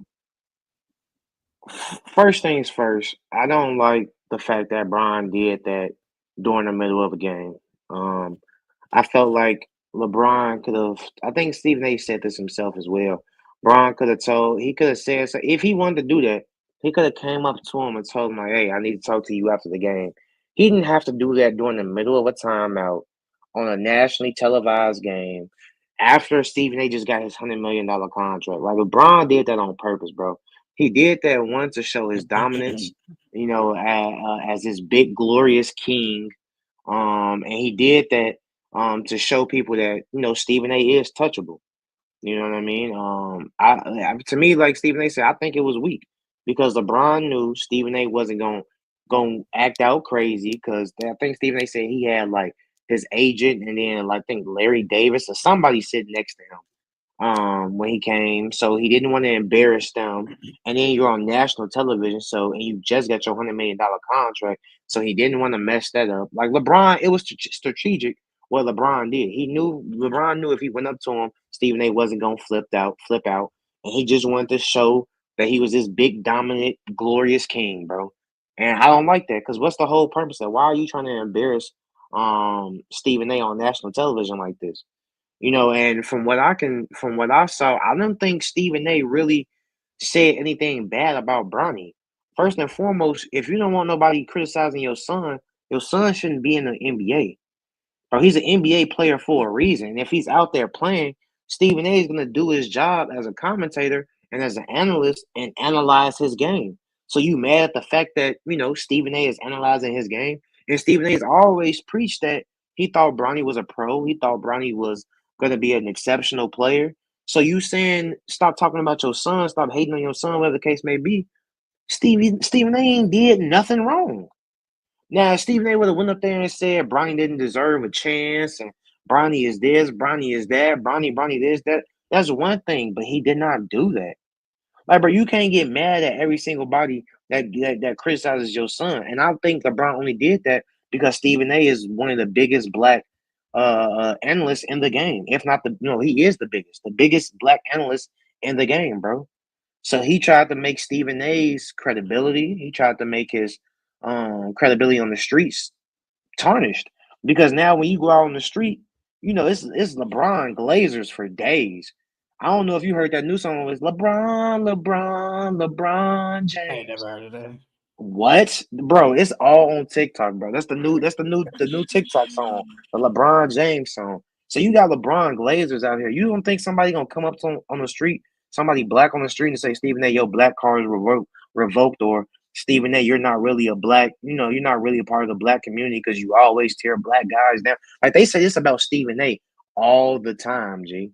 And I don't get it. You mad because he criticizing you? How you gonna get mad because he criticizing you and that's his job? That's legit his job, bro. I didn't like it. I didn't like it at all. I didn't like that LeBron did that because you could have handled that several ways. You could have contacted him via cell phone. You could have told him to meet you out the game. You didn't have to do that during the game, bro. You was trying to make him look weak in front of millions of people, bro. That's exactly what LeBron was doing. I think Stephen A. Smith said that he said he would have said something back, but it was how it is when you argue with somebody and you say, nah, bro, F you. and then you just walk off. Like you get like he didn't even give a word out. Like he couldn't even talk. You know how it be sometimes when you can't even just get a word out. I think that's what he was saying, like how LeBron was. But so Stephen A. Smith, he said he really wasn't talking about your son, which probably was. It probably was true. But I think it said it brought up. It kind of started when I think it was that Philadelphia 76ers game when Bronny, got off the flight after G League game, and I think he didn't really do nothing. And then Stephen A. Smith said that how they put it on ESPN, and then he said, "Oh, they put it on ESPN. I had to talk about it." You He really low have key to? do, bro. He I low key do mean, because that was I'm a just big saying. top. I'm That's just a saying. big topic. That's what everybody want to hear about. Bronny, because that was the game Bronny played in the first quarter, right? Was that the first Against quarter when they Philly. played the Sixers? Yeah.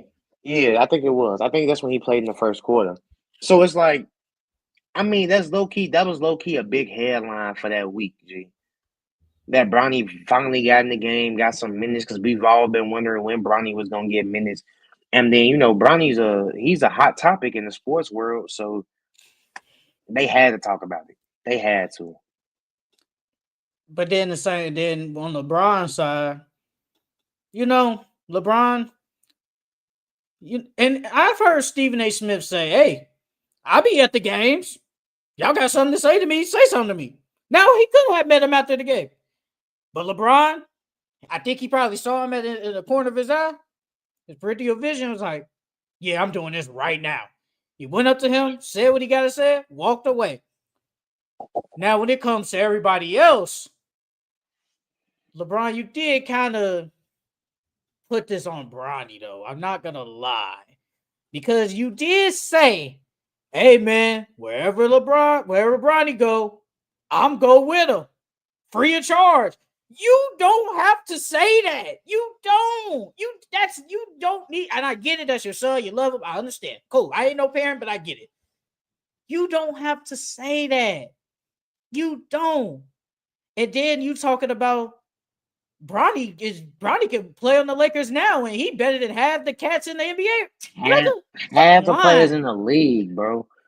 And I don't care what I don't and bro, and I remember when Sean Dill was saying this, and he was basically he was saying how like, well, if all these other players are saying Bronny could do this, and LeBron saying it, it could be some true. Now I'm paraphrasing. I kind of don't remember, but it was in that realm of what Sean Dill was saying that when the comments came out.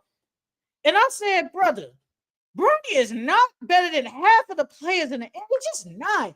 You telling me a player that just came off a cardiac arrest is better than half the people in the NBA? Stop it. Please stop trolling. Like, it's okay. It's okay, bro. You don't like, but at the end of the day, LeBron did not have to say that. That was so unnecessary. I get it. You root for yourself. You want him to be the best. Cool. But you know damn well he not. So you kind of put it on yourself.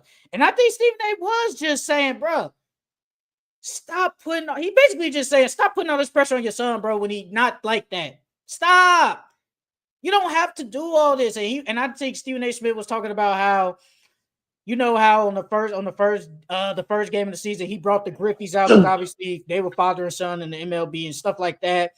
And they put Bronny James in the first quarter. It's like, well, we know why y'all did it, but you know damn well in any other game, he's not coming in no first quarter. It's not. It's not gonna happen. No, he's not. No. So y'all putting all this stuff, like even the back and forth in the G League, it's just like you kind of doing a disservice to him to an extent. And Stephen Smith not really that wrong about it, but Stephen A. Smith, he going on a little media tour talking about it. And that's helping him though. He's already a big guy, but that's helping him more. Like Yeah. him going on this media run about LeBron. Mm-hmm. But you know, I get it from both sides, but at the end of the day, I think LeBron kind Now, of did it to himself. yeah, I think LeBron did too much. Now, just to play devil's advocate, you know what I'm saying?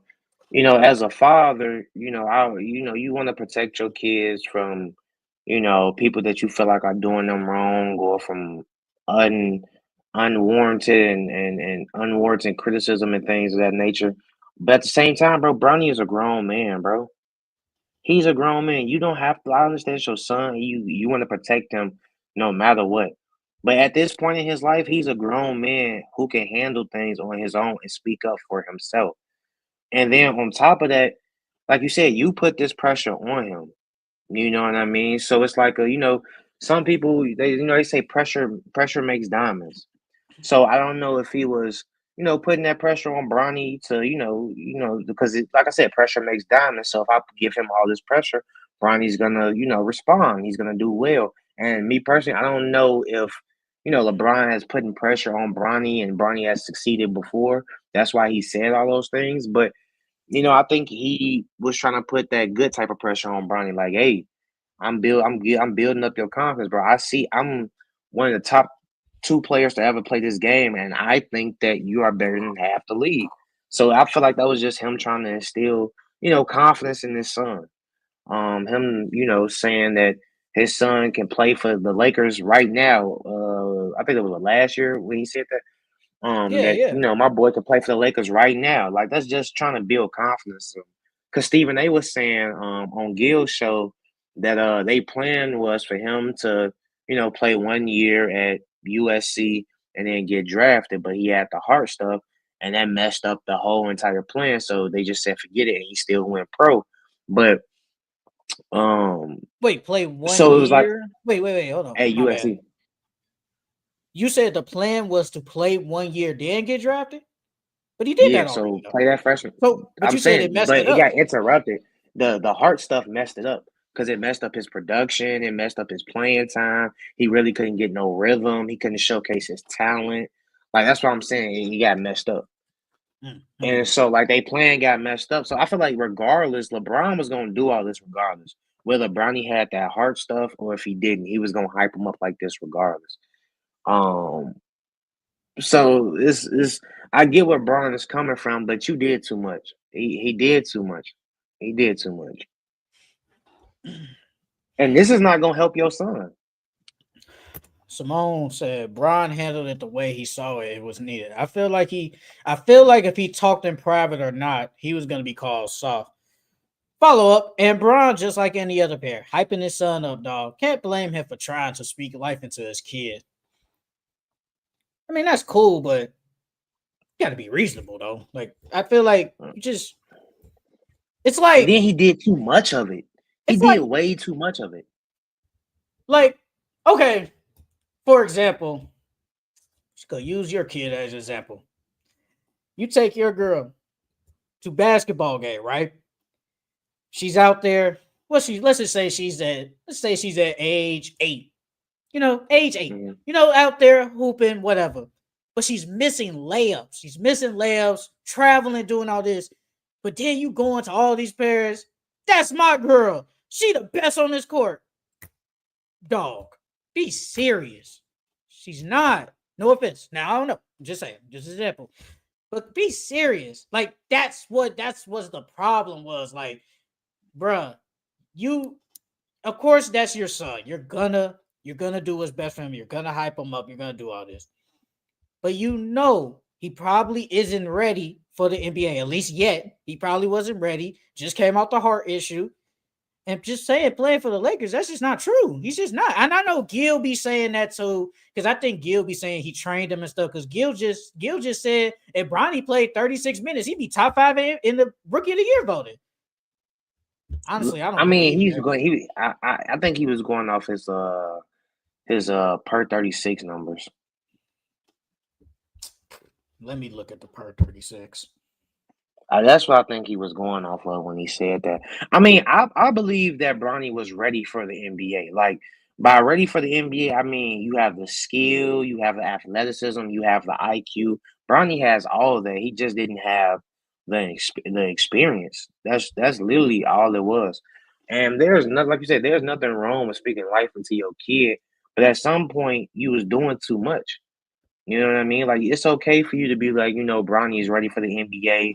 I think he could play in the NBA right now. But to say he's better than half the league and he can play quality minutes on that Lakers team at that point in time, right then and there, that was crazy, bro. That was too much. He can't That even was get too take much. on this team. And that team was probably better. He can't even get take on this team. Man, look, when it came to the Bronny stuff, even in the beginning, I never watched high school ball like that. I'm not gonna act like I was watching it like you. I'm not gonna do that. But when I did see Bronny play, I said he don't look like a first round pick because that's what he was in my drafts in the beginning. They was talking about he was gonna be drafted number 15 to the Hawks and stuff. And I'm like, he don't look like a first round pick. He looked like he get drafted, but that first round lottery pick, hell no, he don't look like that. And I think that put some pressure on him and stuff like that. And I'm looking up his per. I'm about to look up his per 36 right now. But Well, he'll in high definitely. school, like I said, in high school, he been showing the talent. It was just he never had the numbers to back it up. Like that was the one thing about Bronny. He was never aggressive. Like even Oh, when they said Bron that was now. younger in high school, now he's more aggressive now. But like even in high school, Bron like he's trying to play like his dad. But in high school, your dad has always been aggressive. Still, your dad still went out there and dropped 30 points, 40 points. You know, your dad averaged over 20 in high school. I don't think Bronny's even averaged over 10 points in high school.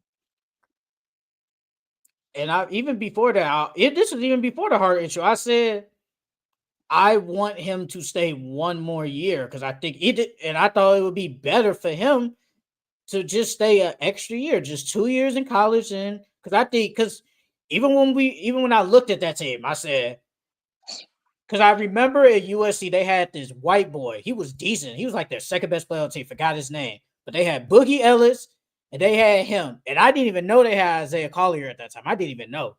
So I was like, where is he going to get the tick? But I remember you kept saying, they might run 3 guard lineups, yada yada. But I was just like, where is he going to get the shot attempts? Where is he going to get the tick, man? All these guards are just better than him right now. Now, could he be more talented? Probably, but they're just better than him right now. So I'm like, how is he going to get the playing time? So I was like, let him stay one more year. Then I think we can really see what he can do, and probably as one of the best players on the team. Heart issue, like you just said, it kind of messed everything up. Here we are now. Bronny James per 36. He averages 12 points. I'm rounded up. So 12 points, 4 rebounds, 4 assists, and 2 steals per game. And damn near a block. Low key, if you Gil not lying when he said that though, because most of these lottery picks are not even playing. Like the only ones that's really playing is what Sar and Ricochet. I don't think anybody else Castle. is playing. Well, yeah, and Castle. Castle, Wait, Edie. Zach. The rookies from Keyshawn George, Bub Carrington on the Wizards, they're getting decent minutes. They're Yeah, getting but good none of them is. numbers. I don't know if they averaging like 12. I don't even know. I think Castle's Wait, probably what the highest scoring rookie. I think Castle's averaging like 12 or 13. yeah, but what's the per 36 though? That's the thing. Let me see. Let me see. Let me see. Where you go? But yeah, 12 points. Yeah, I'm rounding up. So His four per rebounds, 4 assists. What is per 36? Castle's per 36 is 19 points, 5 assists and five rebounds basically, Yeah, and a and steal. one That's pretty steal. good. That's pretty good. Yeah. That is pretty I mean, good. so What's Gil not wrong. He would be a top five rookie. I'll probably say what Castle, probably Zach Edey, let me see. maybe Alex R. Let me see Bub Carrington's because they get a decent amount of tick on the Wizards, especially since they're bad. Let me see. Load. Because Alex R per 36 is 15 points, 2 blocks, 1 steal, 3 assists, 9 boards. Wait, read his points again. 15 points, 2 blocks, 3 assists, 9 boards. That's pretty good. Bub Carrington's is 11, 5 boards, 5 assists, and a steal. Around the same as Bronny per 36. What about Jalen Zach Wells? Edey's Zach Edey's per 36 is 16 points, 1 steal, about about 2 assists and 14 boards. Hmm, that's at the Man, if we looking bottom. at it, Zach, man, It's at the I bottom. mean, is Gil not wrong? He would be top five wise. He would be a top five rookie right now because most of the rookies not playing. Most of the rookies not playing. But yeah, LeBron, I think you kind of did put it on Bronny, bro. I think you could have did it better, but obviously it's too late now. And you went up to Stephen A. Smith, and maybe Bron might speak of it one day. We'll never know. But Stephen A. Smith has talked about it a lot. But it is what it is, man. It is what it is. So before we even went live, I wanted to bring this up again. This is what Shaq said about Zion. Remember, Zion had this triple-double. He said, "You giving him props for that? I need more. Anybody could get 20 points now. That's not good enough. I'm not impressed by that." Zion just had a triple-double. He's saying he's not impressed by that. Then Shaq somebody said Shaq doesn't know who coaches the Pistons. Players are only relatable to him if they are compared to the 90s players. Openly admits he doesn't watch Detroit after he called them boring. The Pistons season is one of the best stories in NBA, and this is how they are being discussed. Because, like I said, he just said Chauncey. He said Chauncey Billups, and then Candace Parker was saying, "Wait a minute, who?" He said Chauncey Billups. He coached for the Pistons, right? They said no. He said, well, they the same person. He said, "I don't watch Detroit," and I'm like, brother. So why are you speaking on him? That's my thing. Because I think they was talking about the Pistons are a good story. They're good. And he basically just said, they're boring, but it's like, bro, you can get with the Pistons. Wasn't K on TNT before the All-Star break? Before All-Star, wasn't he on there talking? He was on there. Yes, he was. So make it make sense. How you don't know who coached the Pistons, but the player who was on the pit, and they were talking about his coach and their team's success while he was on TNT. How you don't know who coaches the Pistons? And then on top of that, you can't just, even if you don't watch the Detroit Pistons, bro, you can easily look at their record last year, look at their record this year, and look at Cade's numbers and show, or even look at a couple of highlights and see if they're one of, I wouldn't say the most exciting, but they're one of the best, like you said, best storylines in the NBA right now. Like, what are we doing? Let me see. I could probably pull the video up. I just gotta sign in. Now him and Zion, he low key hating. I ain't gonna lie. He low key hating. Don't get me wrong, he is right. Anybody can score 20 in the NBA now, but come on now, bro. Zion just dropped a triple-double, bro. Just because you see Westbrook average a triple-double, that doesn't mean getting a triple-double is easy, bro. Not just anybody can get a triple-double. I mean, honestly, they all hate, bro. And honestly, they don't watch. They just don't watch. You can tell. I think the only person that really watches Kenny. I think he's the only one that really watches. Bro, remember what Charles Barkley was hating on the Lakers, and he basically said they were good for 2 weeks, but they were definitely good for like a month or two? Like, what are we talking about, brother? Man, I don't think Charles Barkley watches it. I think Charles Barkley just watched the little highlight clips they be showing that Thursday night of all the games. Or he got like a little stat guy. I'll share my screen.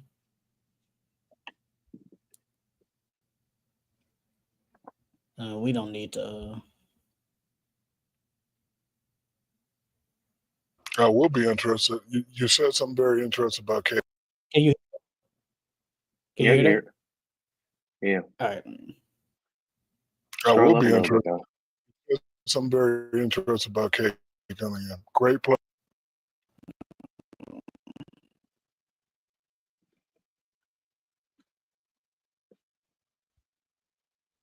Scroll up some more. Oh, that's the muffin going. You can't make it full. You're right there. Right there. Cool. Yeah, right there. Cool. Player now at this stage, he plays at his own pace. Anybody that can consistently play at their own pace and put up numbers, it's a great player. I like the way he's playing. I like what Chauncey is doing. Those guys play hard.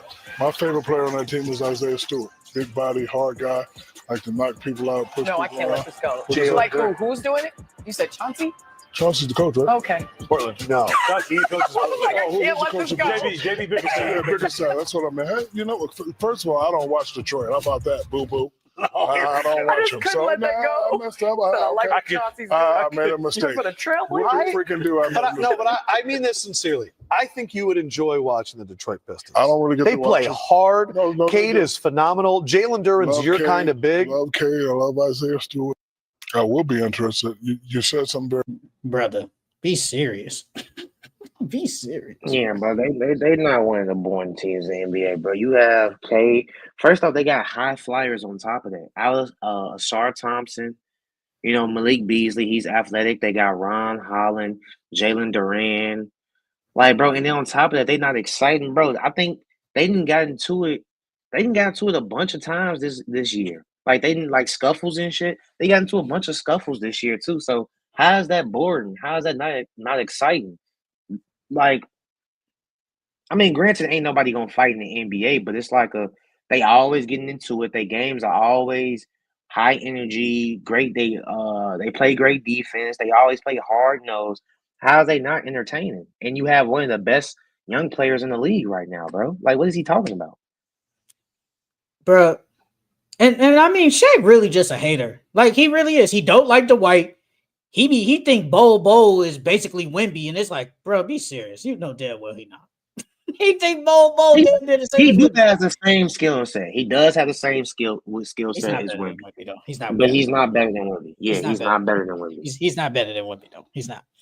Look, and somebody said, I'm looking at this tweet. Shaq, you just said the same thing about Cade just being there. He said Shaq really looked dead in Cade's face talking about you an all-star, you playing fabulous, while he probably hasn't watched the Pistons game all year. He watched Such one a game. hypocrite. Just a hypocrite. Bro, he probably looked at his numbers and was like, yeah, that's all-star worthy numbers. But I mean, I've always said it about like the main media, man. I feel like they should always talk about other teams. Like, the one thing I do agree with Charles is, even though I disagree about the Lakers, we should talk about OKC and Cleveland more. Cleveland's on a 15-game winning streak. I still don't hear nothing about that. We still talking about the Lakers, and I see ESPN. And I see the same thing. What does the Lakers mean without LeBron being there? Can Luka lead them to the play? It's like, bro, it's the same stuff every day, bro. And I get it. Those bring the views. And I agree. If you put anything LeBron, it's going to get the views. Lakers, get you the views. I get it. Boston, whatever, I get it. But we do got to give these teams some credit. Like, we talking about the Thunder, but honestly, it's really because Shea just dropping 30 every night.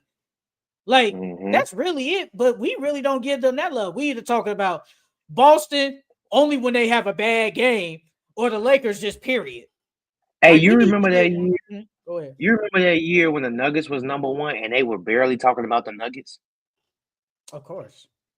It's the same. So it's the same thing with Shea. Like you said, if Shea wasn't dropping 30 and they were still winning like this, they wouldn't even be talked about. They would not be talked about.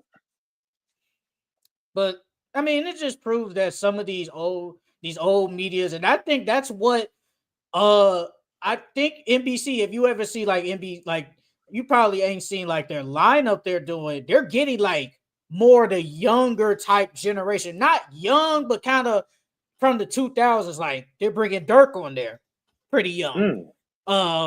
Blake Griffin, obviously really young.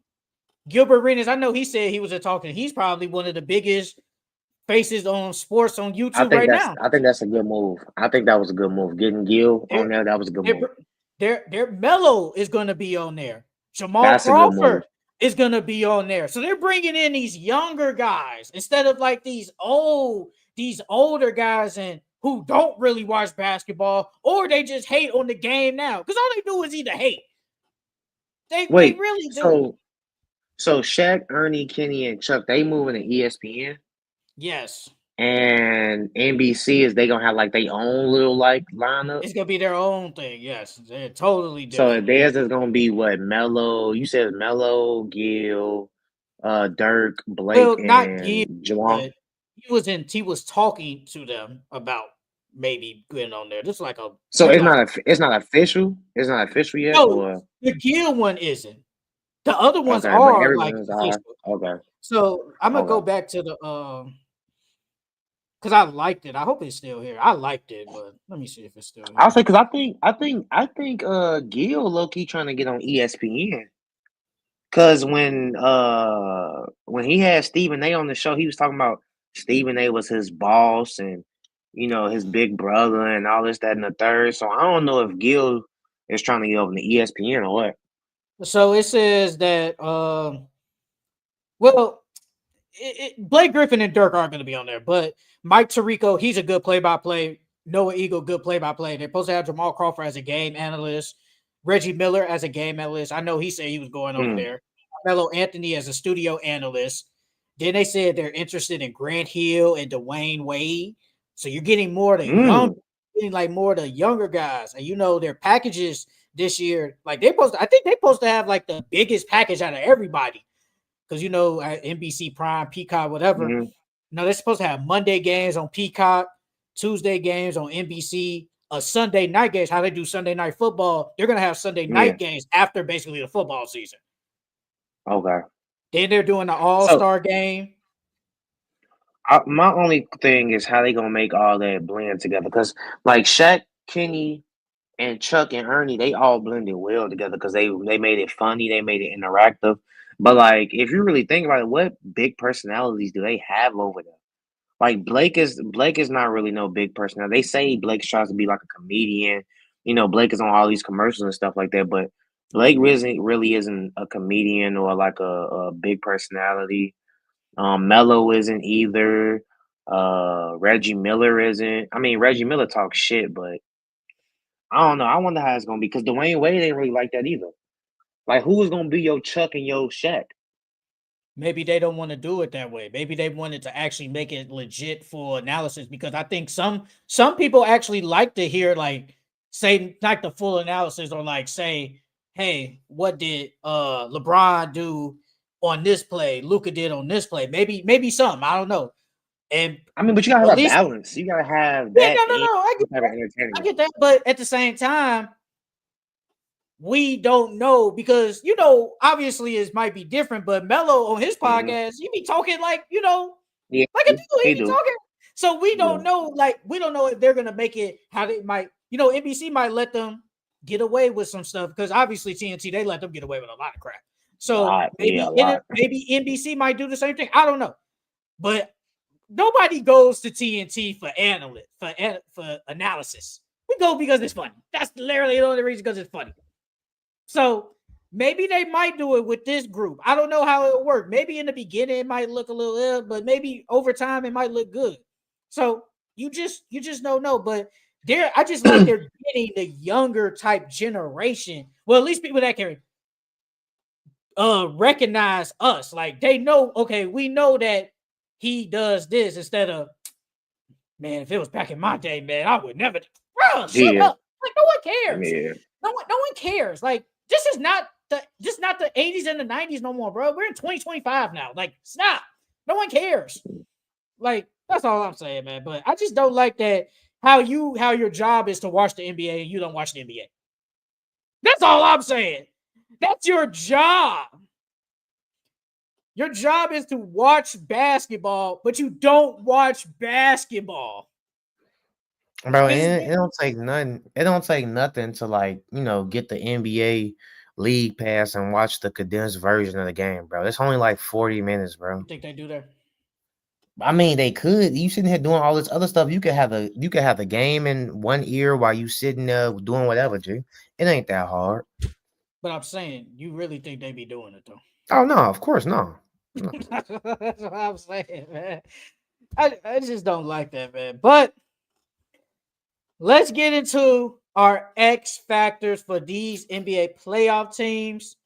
We're going to do the East and the West. Obviously, let's start with the East. Let's start it in order. So let's start with the Cavs. I'll start. Did you include the playing teams? Because I did include the playing teams. I did. Okay. Because technically they could go to the playoffs. So yeah, I did. All right. So for the Cavs, my X factor is I think it's Darius Garland. I think Darius Garland is the X factor.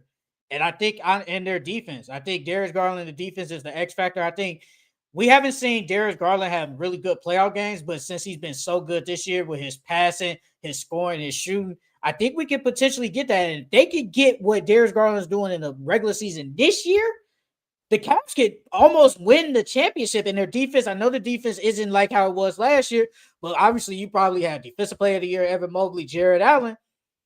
Their defense could step it up in the playoffs. That could help them win a championship. So my X factors is really Darius Garland, man, because I think Darius Garland, I hope he proves me wrong this year, at least in the playoffs.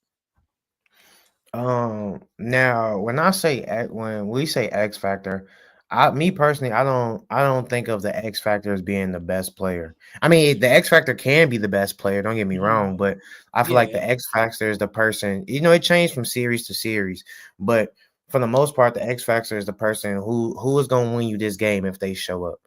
And for the Cavs, mine is Evan Mobley.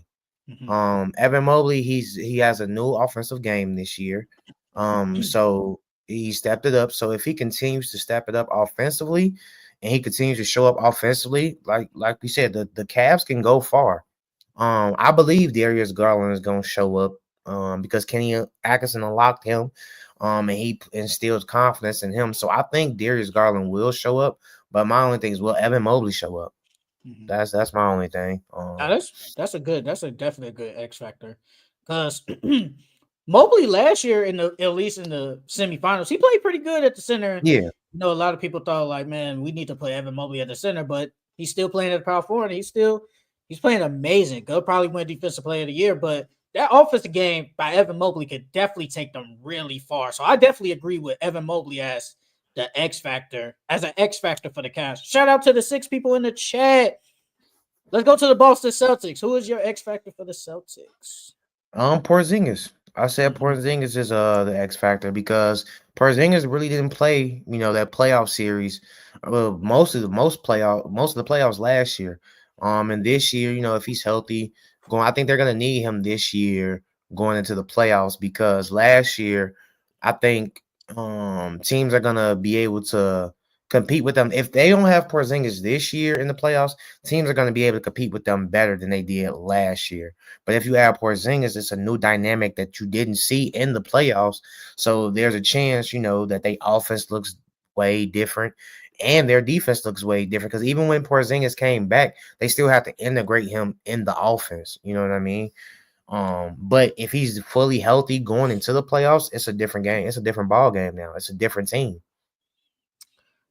Yeah, I definitely had Porzingis, and also it kind of goes with Porzingis rim protection.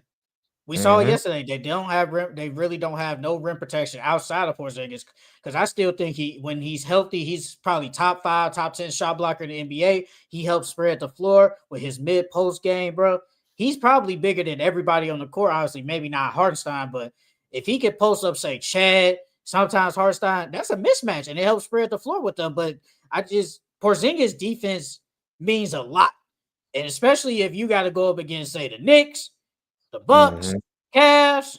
Obviously, you're gonna need that rim protection because you got a lot of guys like Donovan Mitchell driving to the hole, Jalen Brunson driving to the hole, Giannis. Obviously, it's Giannis, but at the end of the day, it's Giannis driving to the hole. You need that rim protection, and Porzingis is the key. And I do kind of agree with you saying they kind of basically need him this year more than they kind of need him last year. Because this team is not the same as last year. Still great, but they're just not the same team as last year. So they need him and also really just hitting threes. Like, if they can't hit threes, they go lose. And I think if they hit their threes, they could probably win the whole thing. But it's really Porzingis. He's definitely a factor. The New York Knicks, my X factor is Cat. I feel like Cat, last year against the Nuggets, he was okay. But against the Mavericks, he did not play good at all, bro. He didn't. He did taking all them damn threes. He did not play good at all, man. And I think this year with Cat as the second best or first best player, whatever, I think this helps the Knicks because last year it was really just Jalen Brunson, and that was it. Now that we got another 20 and 13 guy on our team, I think the Knicks could potentially in their head think, hey, we could go win it. We could go possibly win a championship. And also just the defense. The defense as it is just not as good as last year. They still don't have no rim protection, even though Mitchell Robinson is back. So it's really Cat and the defense. That's my X factor for the Knicks. Mine for the Knicks was Mikal Bridges. We know that Jalen Brunson and Cat are our two best players, and they're gonna give us what they do, every single night. But Mikal is my X factor because Mikal was brought there to be our third best player, and some nights your third best player is Josh Hart. Some nights your third best player is OG. Some nights your third best player is McBride. So I feel like in the playoffs, Mikal Bridges has to be their clear cut third best player. Every single night, he has to be consistently scoring, consistently playing D, and consistently putting up stats. You can't have any stinkers. And because if Mikal Bridges is playing to the level that we all know he can play to, the Knicks will be a hard team to beat. They can give Boston some go if Mikal Bridges plays how he's supposed to play. So that's my X factor. The Milwaukee Bucks. What is your X factor for them? Kuzma. Kuzma's my X factor. Kuzma just got over there. He replaced him with Middleton, and Middleton was a big piece for them in the playoffs. And so now that you have Kuzma, Kuzma has to pick up that slack that Chris Middleton had. So not only defending but scoring wise, because they need him. Because outside of Dame and Giannis, who else is a scoring threat on that team? Nobody. So they need Kuzma. That's their X factor. Honestly, though, I didn't have a player, but I really just said the bench and the perimeter defense. If their perimeter defense is not up to par, they will get cooked and they could potentially be a first round exit. But honestly, it's really the bench. I feel like we need that. We need the supporting cast to bring it because we know what Giannis gonna do. We know what James gonna do. What is Bobby Porter gonna do when he comes back from suspension? What is Kyle Kuzma gonna do? What is the bench gonna do? Like AJ Green, Andre Jackson, if he does play, Gary Trent Jr. You need that supporting cast to help you in these playoff runs. We know what the star is going to give us, but what is the supporting cast going to give us? And I just don't like their defense, really. It's kind of like how it was last year. They was getting cooked on the perimeter. They still getting cooked on the perimeter, bro. It's just not the same. And I think that's their X factor. But if their perimeter defense could be somewhat decent, Giannis could lead them to, say, a conference finals. But I like the Kuzma, though. Hey, is saying Doc Rivers is an X factor? Is that wild? I think that's not wild at all, because we know what Doc Rivers is in the playoffs. Mm-hmm. He blows 3-1 leads, man. He hasn't done nothing since 2008 when he was the coach for the Celtics. That's not wild. That's not wild at all. Doc Rivers definitely an X factor. Can you coach this team to the play? Can you coach this team to the playoffs? It probably get far. Because if you can't get us to, say, a conference finals, you ain't no better than Adrian Griffin, because we could have probably did that with him, and we fired him after like 40-some games. Mm-hmm. He still get paid though, so I don't blame him. The Pacers, my X factor is Ben Mathurin. Ben Mathurin should be healthy. He should be healthy in the playoffs. He's he's probably there. He is their third. Honestly, you could argue he's their second best scorer on the team. Could argue it. Mm-hmm. Second, third best scorer on the team, man.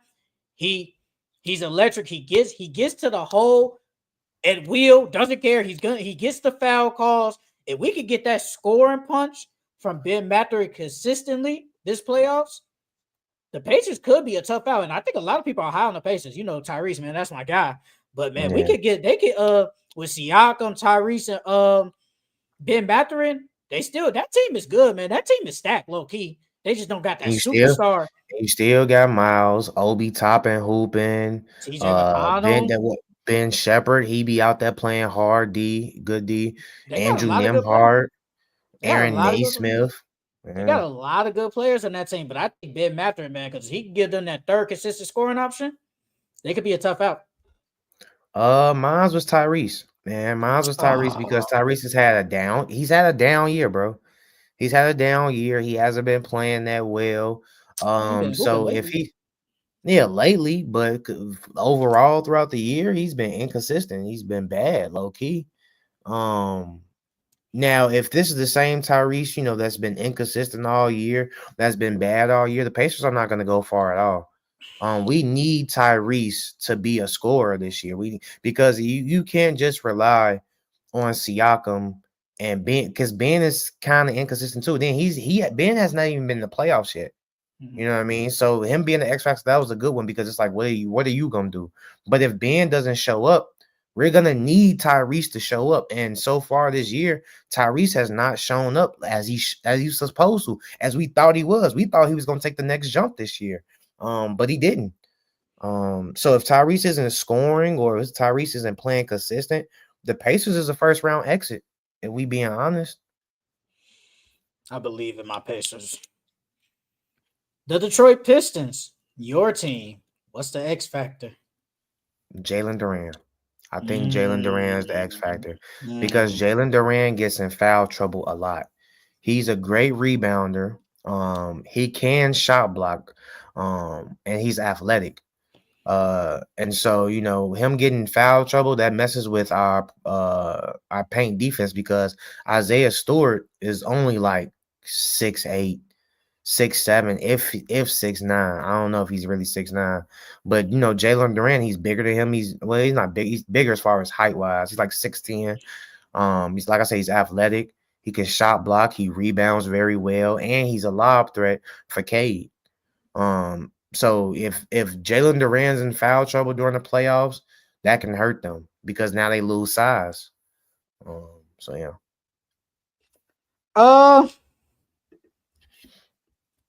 I really said another thing, supporting cast, but I'm gonna go with Tobias Harris. Are we gonna That's a great one.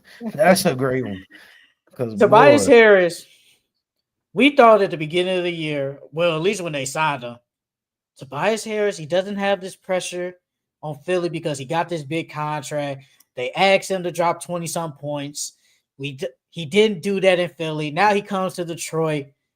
And I don't think we expected him to drop 20, but we expected at least probably like, 18. 18, yeah. He done that. Now, Tobias Harris probably has the most playoff experience on the team.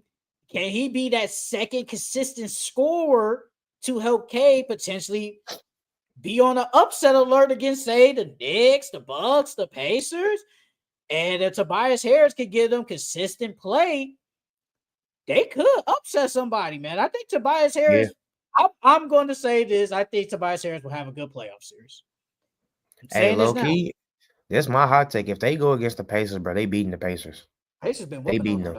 They can't beat the Pacers, though. They can't beat them. Pacers been beating them, though. Playoffs is different. I'll say we've seen the T-Wolves. They smacked I think the Nuggets smacked them. They beat them 4-0 in the regular season. And then the no, you talking about Suns. You talking about the Suns. So. The Suns. Yeah, so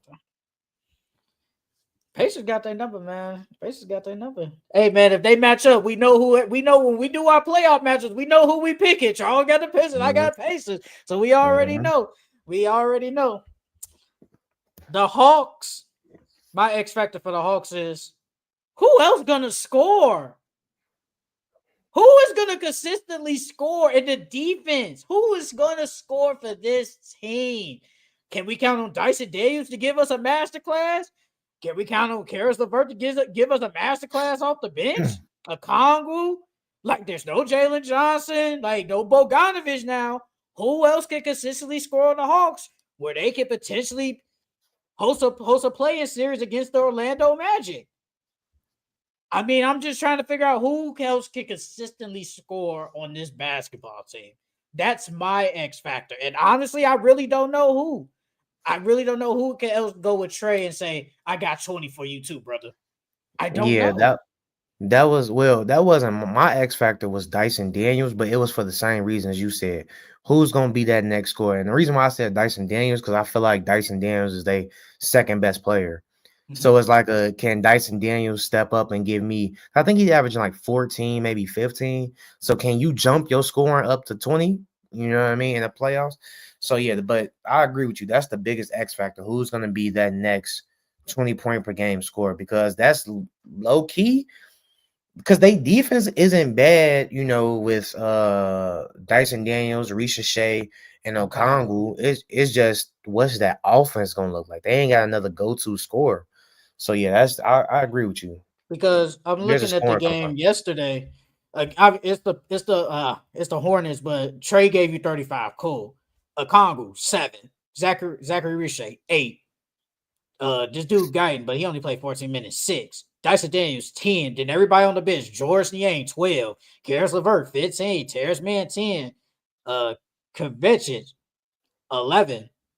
Who else is consistently gonna score for them where they can get to a play? And then hypothetically saying if they they're gonna lose regardless, but if they had to go up against Boston, if they do win, they're gonna lose regardless. But who else gonna score to at least try to make the series competitive? Nobody. Only person on that team that can create their own shot other than Trey is probably Karis LeVert. That's legit the only other person. Maybe Dyson Daniels. But yeah. The Orlando Magic. Who is your X factor? What is your X factor? I said everyone. Because bro, who's gonna score for them outside of Paulo and Franz, bro?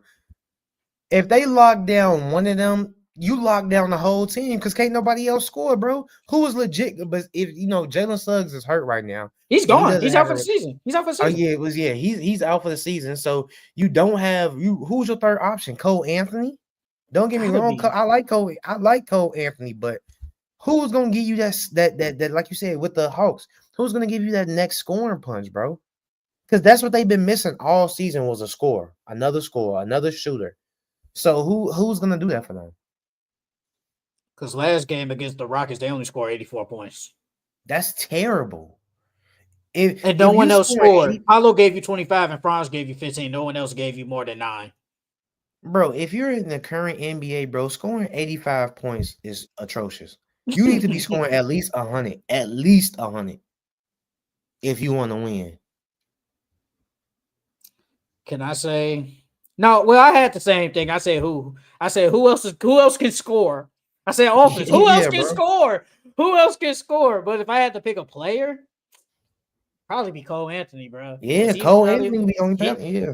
Either third consistent scorer, man. He's the only other person that can get his own shot, can shoot the 3, man. I would have said KCP, but man, he been so bad this year. He been trash, bro. Could have said Wendell Carter too, but man, he ain't been like that either. So low key, is KCP the worst free agency signing?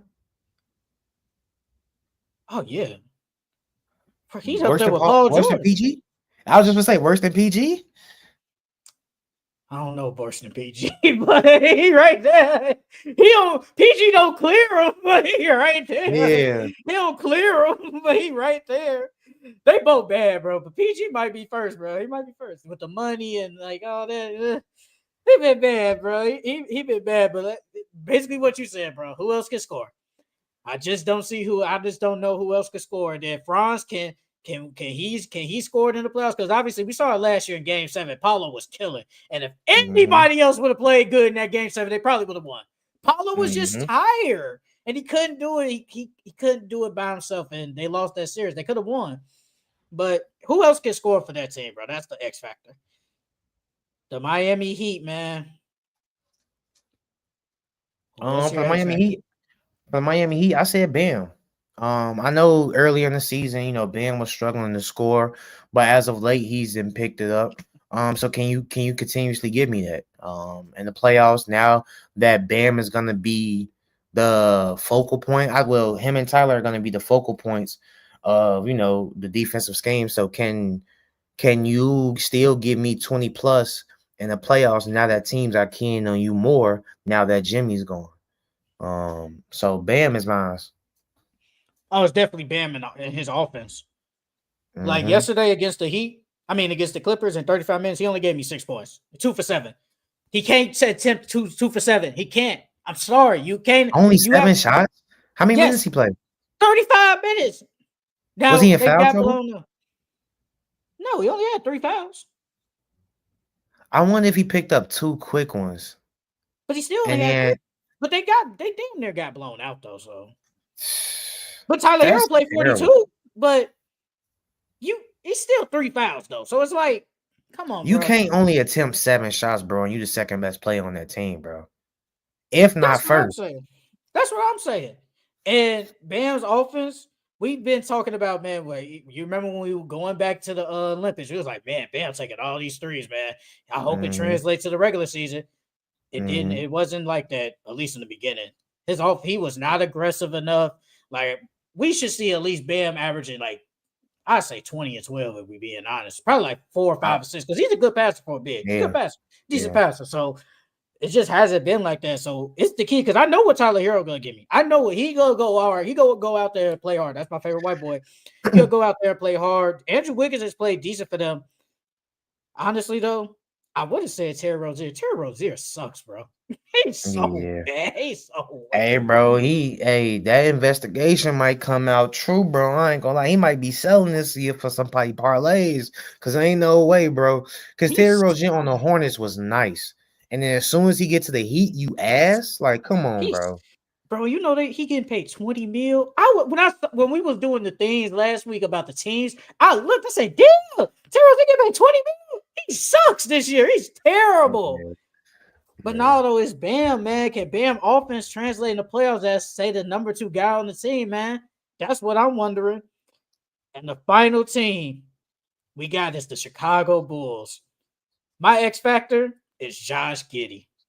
Because Josh Giddey last year was terrible against the Mavericks. It was so bad that Mark Daigneault had to bench him because his offense wasn't good. He couldn't shoot. His defense was bad. Can Josh Giddey's offense, because Josh Giddey been hoping. Lately, he been hoping. So can Josh Giddey lead the Bulls to a play-in win and say against the Miami Heat? Can his offense and can his defense be good enough in his shooting? Can that translate into the playoffs? That's my X factor, Josh Giddey. Yeah, that was a good one. I feel like with the Bulls, you can go with a bunch of players. But mine was Kobe White. Is Kobe White gonna consistently give you 20 plus tonight? Because they going, like you said, got Josh Giddey. Is he gonna give us the scoring punch that we need?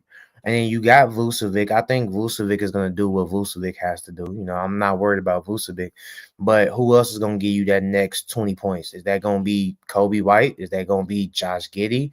I don't even think he's ready yet for that. I think Patrick Williams is hurt again. Yeah, he's hurt. Yeah, Patrick Williams hurt. Of course. So yeah, mine is Kobe White. Kobe White is going to consider. You know, Kobe White is he's a volume shooter. He's really streaky. So are you going to show up in the play-in game? Because I don't think they're going to make the first round at all. But are you going to show up in the play-in game? If they play him in the play-in, you think they lose to the Heat? Yeah. Hey, the Bulls, they just beat the Heat. What though? Was it last week? They just beat them. So I don't think Vucevic played that game either. So, bro, the Heat suck. They're bad. They're a bad team. The Bulls suck. Yeah, the Bulls do suck. What aren't the Bulls on like a 4-game winning streak about Trumpet, or did they just lose? I think they is on like a 4-game win streak whole time. Either like 3 or 4 winning them. They're on 3-game winning streak. Yeah. They only 2 games out of that play-in spot to host a home game in Chicago. Yeah, buddy, that 9th spot. Yeah. But that's it for the East. Let's get to the West, man. Let's start with the OKC Thunder. What is your X factor for the Thunder? Jalen Williams, J-Dub. You know, I feel confident, you know, Shai's gonna do what Shai's gonna do. Hardenstein's gonna give me my double-double. Chet's gonna give me my 13 to 15 with some blocks. So I know what they're gonna do, but J-Dub's our second option. You know, in some games, J-Dub takes games off. But in the playoffs, you can't take no games off, bro. I need you to consistently giving me 20 to 25 every single game. So is J-Dub going to be that second scoring option that they need in the playoffs? Mine is Chet. I've been said it. That spreading the floor, rebounding, defense, rim protection, he does all that, bro. That means everything to that team, bro. And if we could get what Chet was his rookie year into this playoffs, the Thunder could win.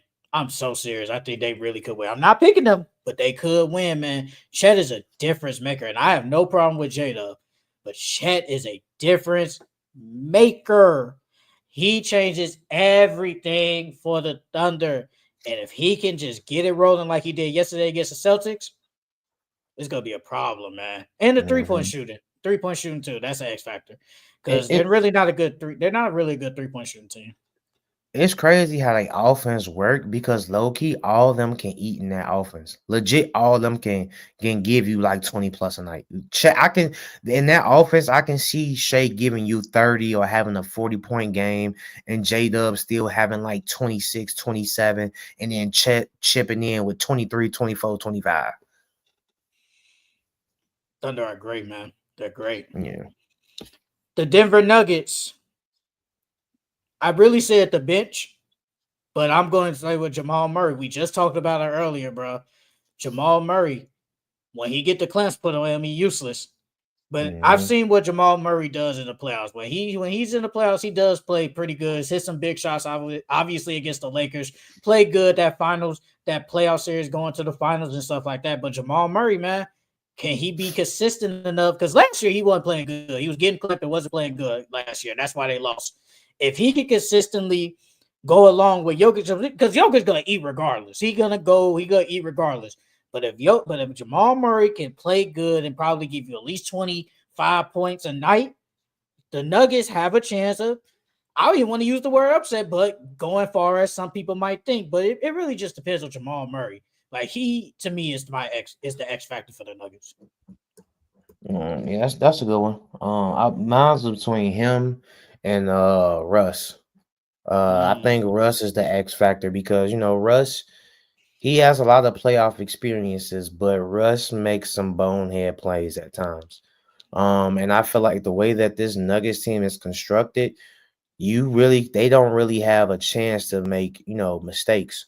I'm not gonna say they have to play damn near perfect basketball, but if your closing lineup is Russ, Jamal, Porter, Gordon, and Jokic, Russ is gonna make some bonehead plays out there, and Russ be making bonehead plays at crucial points of the game too. So, um, can Russ play like a competent player?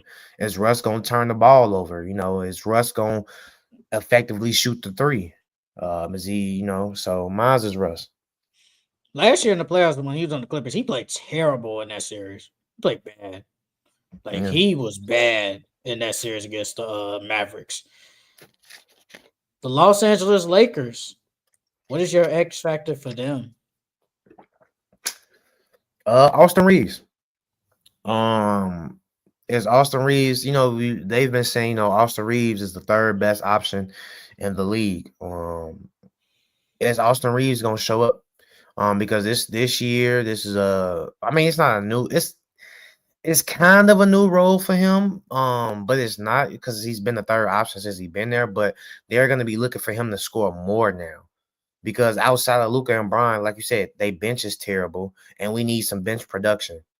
So is Austin Reeves going to be that 18 to 20 point per game scorer, that third option that we going to need in the playoffs? Because they going to need Austin Reeves to score big in the playoffs if they want to make it far. Oh yeah, I have the same thing. I have Austin Reeves in the 3-point shooting, but it's really Austin Reeves because once they double LeBron or Luca, there's gonna be times when they pass to you and then you have to be the one that facilitate, orchestrate the offense and stuff. And he's been good sometimes when he orchestrates the offense. He's been like an overall player on that team. He's averaging like 5 rebounds, 5 assists, something like that, but almost close to 18 points. I think he's been really good, but how are you going to be as the third best next to really Luca and LeBron instead of LeBron and KD. Anthony Yeah. Davis? Is like you said, it's the same role, but it is kind of different though. So how are you going to be, especially when they go to a lineup when it's just say you and LeBron or you and Luca?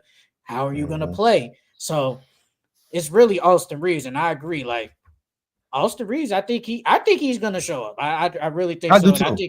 I do I too. think I think like there's gonna be some games where all three of them score like 20 points at once. So Mhm. it's definitely Austin Reeves. Like he's the X factor. The Memphis Grizzlies. My X factor is the rookies. Can the rookies step it up in the playoff setting?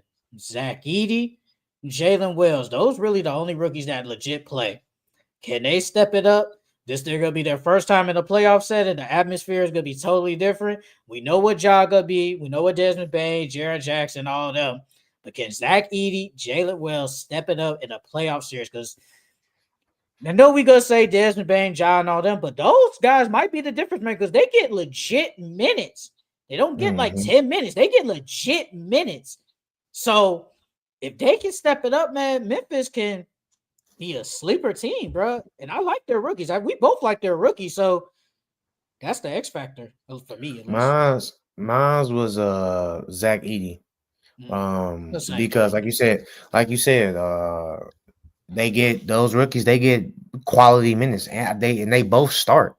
So with Jalen Wells, can you play good? Because most likely Jalen Wells is going to be guarding the best wing defender or the best offensive player on the opposing team, and then Bain will be probably guarding the second best perimeter player on their team. So is Jalen Wells going to actually, is his defense going to translate to the playoffs? I think he's averaging like 12 points. So like, are you still gonna give me at least what you average? You know what I mean? Because they still gonna need him to give you at least 10 to 12, 14, 15 11. points. So 11. So they still gonna need that in the playoffs. They still gonna need that. So is he still gonna play good D? And then with Zach Edey, in the playoffs, they're gonna need the rebound and they're gonna need the defense. But also on the defensive end, he's gonna get picked on. They're gonna put him in pick and rolls a lot to see if he can actually guard these pick and rolls, and if he can effectively, switch out onto the perimeter and guard those guards or wings or whatever the case may be. So, yeah. And if Zach Edey can't do that, their defense is gonna be hard because he's a paint protector. So it's gonna be easy if he's not playing in the game. No one on the team yesterday had more than 6 rebounds, and that was Lamar Stevens in 12 minutes. On the Grizzlies? No one had more than 6 rebounds. Yes. How many minutes Zach Edey play? 20. He only had 4. What about Brandon Clark? He had 4 in 19 minutes. Who are they playing again? They played the Jazz. The Jazz out-rebounded them 60-39 and still lost.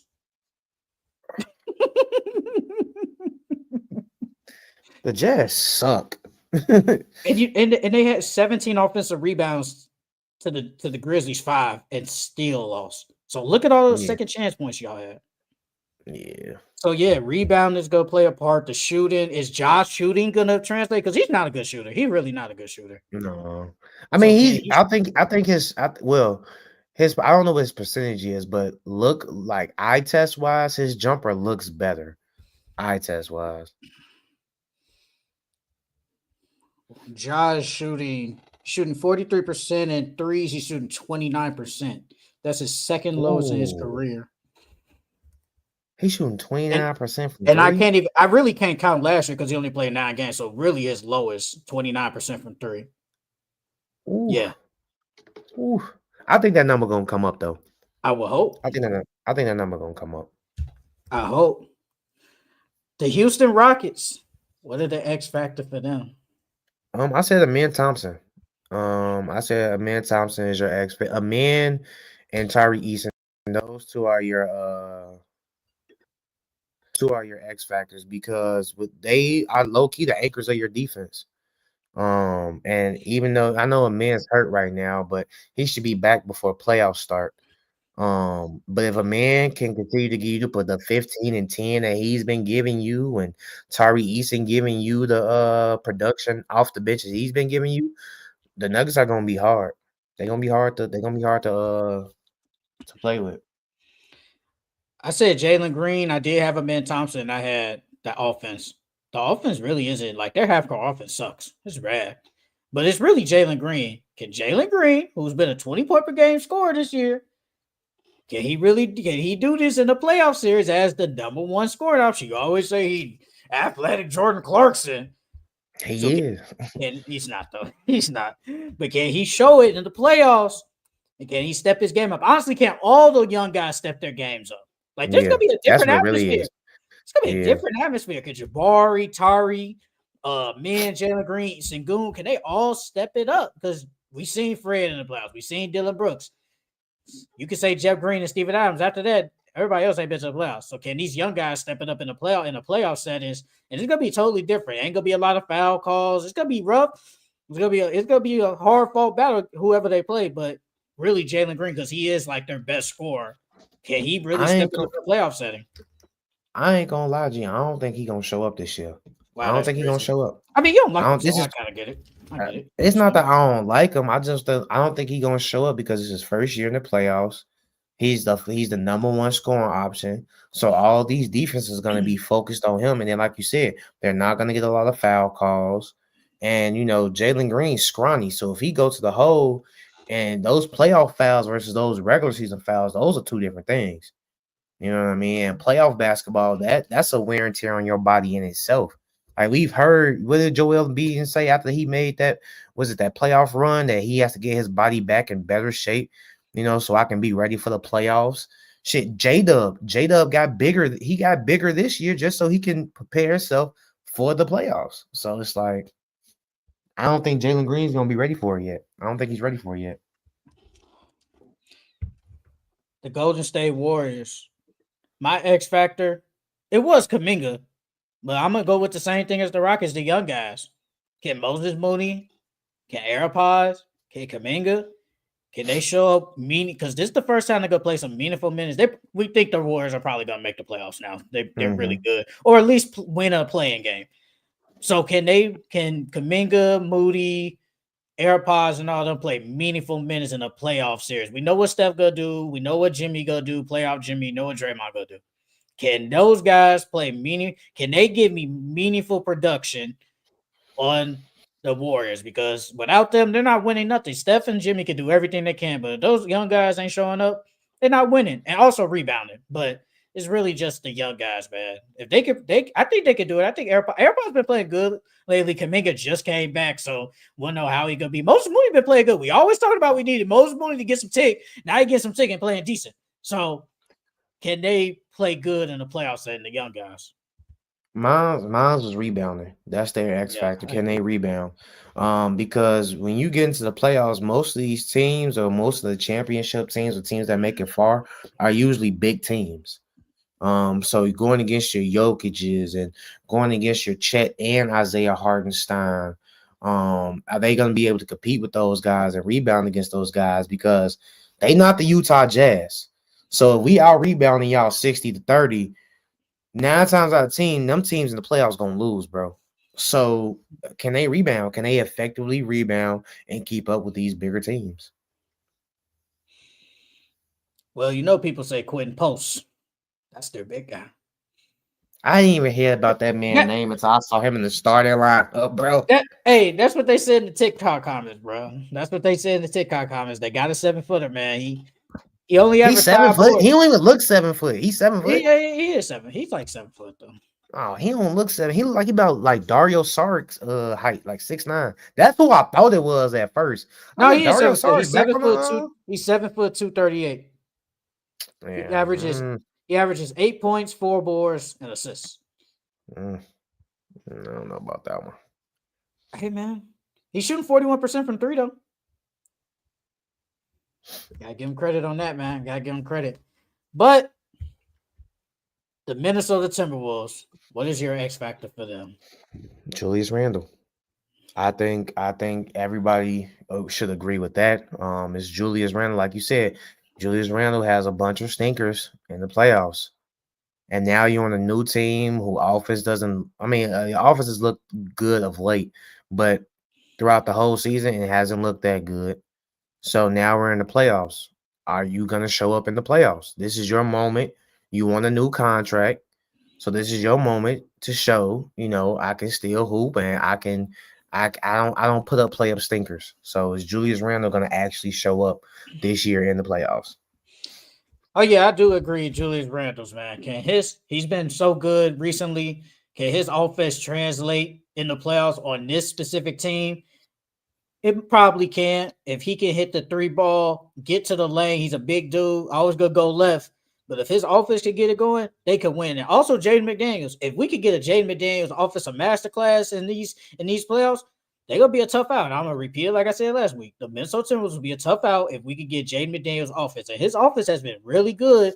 I can say probably the past month or so, like, because that's what I've always wanted. I wanted to see Jaden McDaniels' offense rise up, and it has. So if he can play good on offense, they gonna win, bro. They can do something. I ain't not win the whole thing, but they can do something, man. But so yeah, Jaden McDaniels' offense and Julius Randle, can he not have some stinkers? The Los Angeles Clippers. I said Norman Powell. Norman Powell, I feel like is their X factor because he was playing at an all-star level this year. He got snubbed, but he got injured. Yeah. And so now he's been injured for a little while. I don't even think he's back yet, is he? Man, that man came back against the Lakers and hurt his hamstring. Ain't been back since. Yeah, so is when Norman Powell comes back, is he still going to give you that 20 plus per game? I think he's going like 24, 25. Yeah. Is he going to give you that in the playoffs? So yeah, I think Norman Powell is their X factor. Honestly though, I mean I had Kawhi Leonard, but it's really that holds. If we being honest, it could be Kawhi, James Harden, bro. James Harden does show up in the big games, bro. Like he can show up in games 1 and 2, but then when we need him in the closeout games, he doesn't do anything. He plays bad. Like that's just the truth. He plays really bad. And if we could get what James Harden, bro, James Harden, like recently, bro, James Harden been hooping. Look, James Harden, 24, 8 and 11, 25, 4 and 17, 29, 9 and 11, 27, 3 and 7, 55 and 6, 21, 6 and 15, well, this last game don't mean nothing. 13, 2 and 8, whatever. But he's averaging 27, 5 boards and 10 assists in the March. If we could get that type of James Harden in a consistent playoff series, bro, you've always said it this year. They could be a dark horse because you know what James Harden could be. And Kawhi Leonard hasn't been healthy the last couple of playoffs. He just hasn't. And they need him to win. Without him, they ain't winning nothing regardless. But yeah, they need him anyway. But James Harden, Kawhi Leonard, and Norman Powell, y'all, that whole team is the X factor because everybody don't play or don't show up in the playoffs. Been hooping. James Harden been hooping. The Sacramento Kings. I said Sabonis. I don't think Sabonis has really played good. Like, and I know he made the playoffs when they faced against the Warriors, but he was not good in that playoff series. He was getting beat down by Draymond. No offense, he kind of did, but you know what I mean. Draymond Green was bullying him, man, and his defense really ain't the best. His offense, though, he's been good. But can Sabonis give us this double offensive production that he's been doing all year round? And he's been shooting the 3-ball really good this year. Give him credit on that. But Sabonis, he is the best player on that team now with no Fox. So can he step it up? Obviously, can Zach LaVine step it up in the playoffs? Can DeRozan, can all of them? But it's really Sabonis. Can he step it up in the playoffs as the guy? Yeah, mine was Zach LaVine. I'm pretty confident that Sabonis is going to do what he has to do. I mean, Sabonis is not our number one. He's our best player, but he's not our number one scoring option. So I'm not really like worried about that aspect of it. Because I know he's going to give us our double every night. That's what Sabonis does. I know he's going to give us at least 5, 6 assists. But can Zach LaVine, because Zach LaVine's been playing really good lately. And in order for the Kings to even make some noise or try to be a tough out, Zach LaVine and DeMar DeRozan, they have to score the basketball. Zach LaVine cannot be inconsistent. He can't have any off nights. He can't go 6 for 26. He can't do any of that. He has to, I wouldn't say play perfect, but he has to play consistently during the playoffs. So my X factor is Zach LaVine. Can he play consistent during these playoffs? Because we know he can go off for 30, 40, maybe 50 any given night, when he wants to. But is he going to consistently give us the scoring punch that we need? Can they beat the Suns? Yeah, they can beat the Suns, yeah. I'm not going to lie to you. I put the Mavericks on here, but I don't think they're making it. So I didn't even write anything for them. I had the Suns. I had the Suns too. I put the Suns, but not the Mavericks. I don't even think they're making it. So this is the last team, the Phoenix Suns. X Factor Bradley Beal. Yep, Bradley Beal. It's Bradley Beal, bro. We saw it last year when it was really Kevin Durant, Devin Booker, and they still got swept. And Bradley Beal, they brought you over here to be another 20-point per game scorer. Now you guys have honestly a second life now with the Mavericks injury woes. Y'all can make the play in and potentially go in the first round, maybe against OKC or something. But can Bradley Beal give me a consistent, probably 18 points per game? Because he really didn't do that last year in the playoffs. So I think it's Bradley Beal, man. Bradley Beal is the key, at least to get in the playoffs. He's the key. And it's crazy because they was low key getting smacked by the Rockets last night, and then they end up coming back, or whatever like that. But my thing is, they got a second life with the Mavericks, with all these injuries. But to be honest, they still look bad. You know what I mean? Like, y'all got new life in y'all, so you think that team will be rejuvenated and ready to fight and play, every single game, but they low-key still suck. They to be honest, it don't even look like they want to be out there no more. I don't know if it's because they not gelling with Mike Budenholzer or what. I don't know what it is, bro. Because that team should be better than the 11th seed or 10th seed, bro. I think they're over it, bro. I think they just want the season to be over. I think they're over it. But yeah, Miles is Bradley Beal too. Is he gonna do what he's supposed to? It's not working out really. They're not gelling. It was a whole bunch of stuff we got because you had the Bradley Beal. They wanted to flip him. Then you had the Kevin Durant. They was gonna flip him, but he said, "No, I'm good." It's just been a whole bunch of drama, and they just, like you said, they suck. It's been drama, bro, and I think they're over it. I think they just ready to go home. Honestly, like a team with them three should not be 30 and 36. I'm sorry, no, bro. it shouldn't. It shouldn't be. It shouldn't, bro. They're better than that, but. I mean, they beat the Mavericks the other day, so you gained the game up with them, but then you just lost yesterday. Like, what are we doing? You guys need to win games. Like, you guys have, and their schedule we're done with this topic, but look at this. This the rest of March. They face the Kings. They face the Kings, the Lakers, the Raptors, the Bulls, the Cavs, the Bucks, the Celtics, the Timberwolves, and the Rockets. Look at that 5-game stretch at the bottom. Yeah, that 5-game stretch to end March is crazy. That 5-game stretch to end March is ridiculous. They gonna literally have to win every game before that. If they don't win now, if they don't win at least 2 or 3 of them games, that's a shame, G. Then in April, they got the Bucks, the Celtics, the Knicks, the Warriors, the Thunder, the Spurs, and the Kings. This schedule don't get no better. If I had to look, they probably got. I can honestly say probably top 5 hardest schedule in the league. Honestly, bro, look at the teams I just named. They're bad. They're terrible. Well, we do got one more topic. If you want to talk about it, the WNBA, or you want to do the Pickems, we can go. Oh yeah, we can talk about WNBA. All right, go ahead. Well, yeah, I don't know if you've seen, but a bunch of like WNBA players were saying that they willing to sit out after the end of this year because the collective bargaining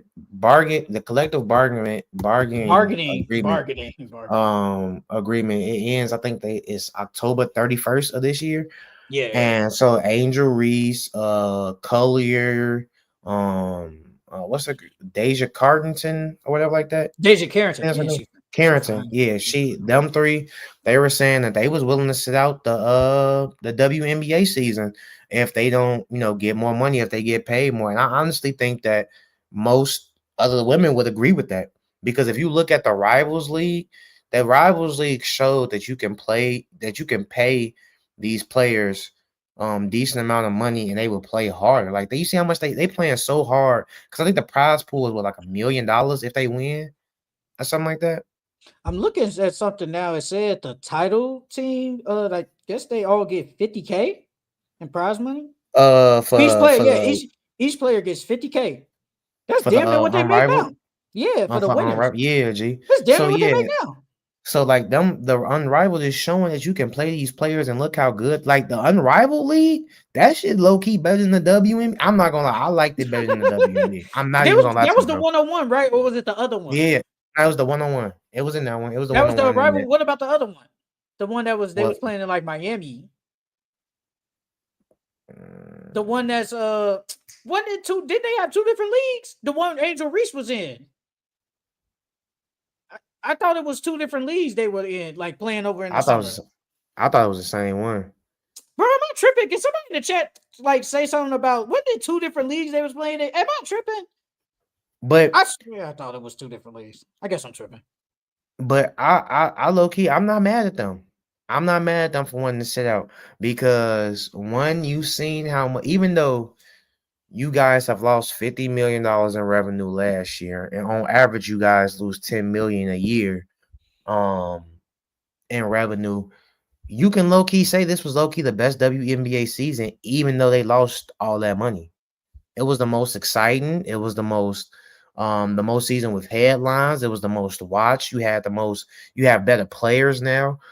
So I think in this collective bargaining agreement that's coming up this year, they should negotiate for more money because there's only going to be better players coming in and coming in and coming in.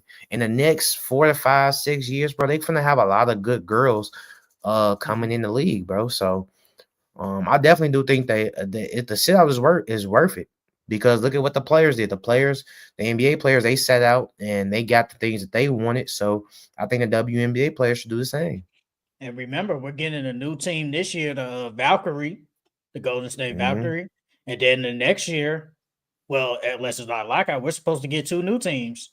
We're supposed to get the Toronto Tempo.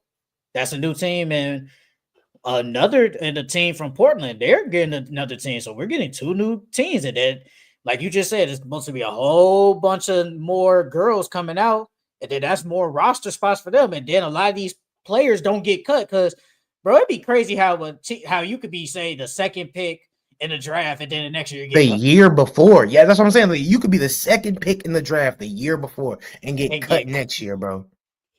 That's crazy. Yes, that's crazy. That's crazy. So, yeah, man, they probably should get paid. I ain't gonna say no money, but they should get paid more than what they getting paid now. Yes, yes, they should get more. And then if a lot of girls are speaking out, and then once we get closer to the end of the regular season, it might get to a point where, hey, man, we gonna sit out and then, like you just said, the rival league, they got something to rival with technically.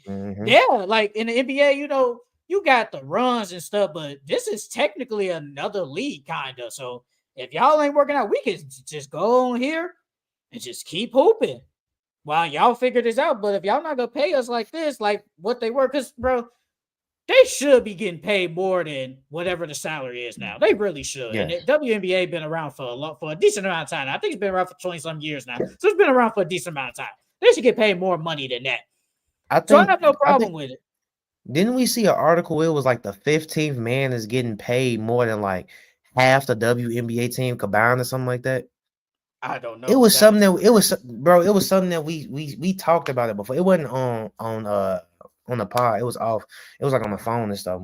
But yeah, bro, like the 15 man is making more than combined in like half the team, bro. And that's insane. No, that's crazy. That's actually pretty sad. It is. That's sad, bro. I think the highest paid, I don't even think the highest paid is 10 million in I think Diana Taurasi was the highest paid, or no, Asia. Asia's the highest paid. She can't be getting paid nothing, really. If anything, she probably not getting paid really nothing. And Caitlin Clark, I remember she just said that she's not worth what she's getting. She's worth way more than what she's getting. She said, yes, bro. Like I don't want to. Like I'm gonna say it. She damn near her and Angel Reese, but kind of more Caitlin Clark. She single-handedly made way more people watch the WNBA last year. Like she really did. And it's no offense to the other women. My bad. The highest paid is Jackie Young with $250K a year, Jay. That's insane, bro. They can't even get $1 million, bro. They can't even get $1 million. I was thinking $1 million. I think they should at least get $1 million. Bro, shit. I think that's, let's see. And think about it, and then they're taking out taxes too. So you really not even getting all that. Well, that's $250 a year. I don't know how long her contract is though. So she got like a 3 or 4 that's year what I'm contract. saying. I'm saying though, you're not even taking out the taxes too. You're still not getting nothing. You're not getting $1 million. You're getting less than that. But yeah, that's wild, bro. They need. I honestly think the women need to sit out. And like you said, Angel Reese and Caitlin Clark, they're not even getting paid for what they've done for the league or how important they are to the league, bro. And then the thing She's is, not getting the money she worth at all. everybody isn't saying Asia Wilson or Caitlin Clark. Like Caitlin Clark is good because she got a whole bunch of endorsement deals. Like she has a Nike deal. She with State Farm. She do a whole. I think she with Gatorade too. She with a whole bunch of crap. Same with Asia Wilson. I think with Gatorade, she with Nike too. So they making they making way more money off that than they do in the league. In league, yep. So they're good. Like they're okay, but every WNBA player ain't like that. Like at least in the NBA, if I don't got a endorsement deal or at least like a shoe, I'm still getting paid. They still making at least a meal, bro. Like yes, that's crazy. So they're still okay, but them, you gotta be like, damn, man. What can I do? I know sometimes they not gonna say it, but they probably be thinking like, man, what can I do? That's why some of them be going. That's why and I don't like how they got to go overseas during the off season, yes, bro. just to still kind of live life. Like it shouldn't be like that. No, go ahead. Go ahead. I was gonna say, on top of that, it's dangerous. Look what happened to Brittany Griner. No, that was crazy. But she did bring that thing though, so I mean, yeah. You know, that was a crazy situation though. But I just don't like that. You know, it's the off season. You want to train, chill, but it's like, man, I still gotta go work. And that's all because they not. And then that's all because they're not paying them. And then on top of that, that causes for a higher rate of injuries because now they going overseas and they trying to play for that check and they gotta play hard for if they want to get that check. And then they WNBA. Don't get me wrong. No basketball player has a day off because they're always training 24/7. But the women, they legit don't have a break off, bro. Because like you said, in the summertime, the NBA guys, guess what they doing? They going on vacation somewhere. These WNBA women, they going right back to work. They going overseas and going right back to hooping during their off season, bro. They don't have an off season.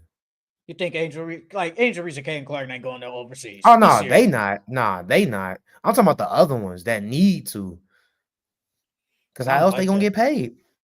No, for real though. And I think they get paid more over there than the WNBA. Yeah.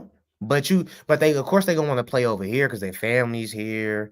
You know, most of the media coverage is here. So the draft coming up too in a month. It's gonna be Paige though. It's gonna be Paige. Yeah, she better be number one. She gonna be one. I really want her to go to LA. I ain't gonna cap. I wanted her to go to LA. Not no Dallas Wings. Now it's just her and Gumake shot chucking. Yeah. Arike just shot. Man, Arike a shot chucker, bro. She can hoop. No, she cold. She just shot chucker. She a shot chucker though. But we gonna watch some WNBA, man. You know, get that Caitlin Clark content, man. You know, everybody love the Caitlin Clark content. But let's get into these, man. These NBA Pickems this week. NBA Fridays games, man. Celtics in the Heat. Celtics. Give me the Boston Celtics. Pacers in the 76ers. Pacers. Give me the Indiana Pacers. Clippers and the Hawks.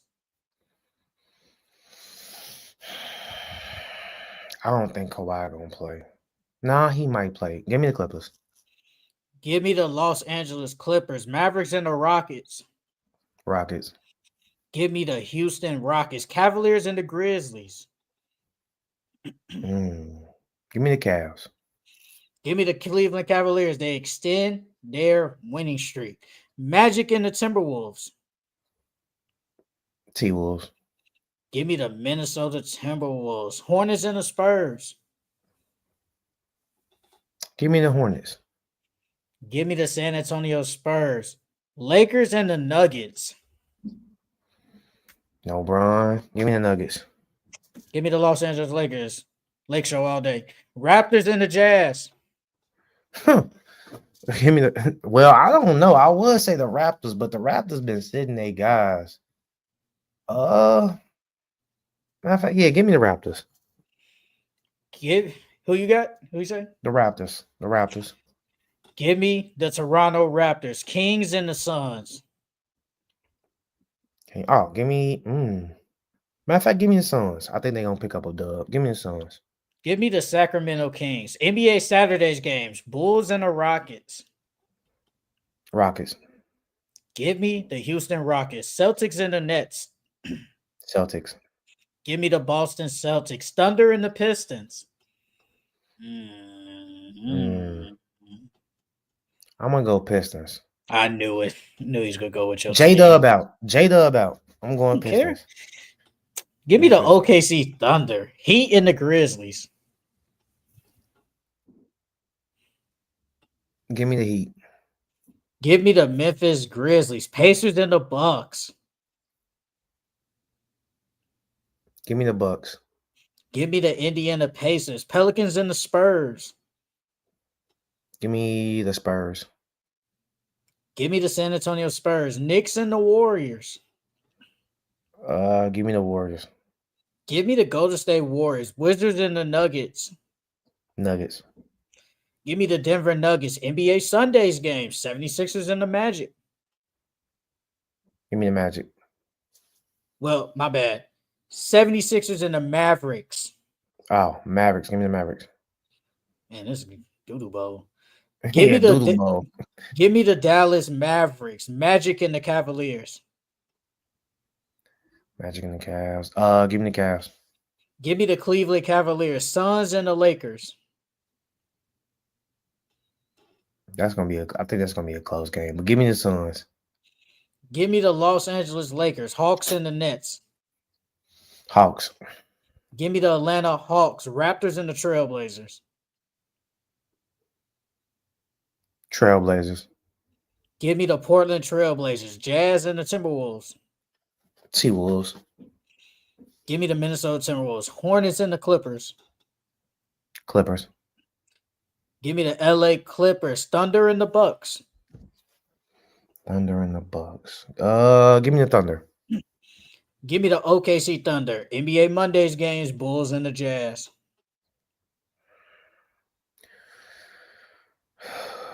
Give me. I don't want hater. to say this.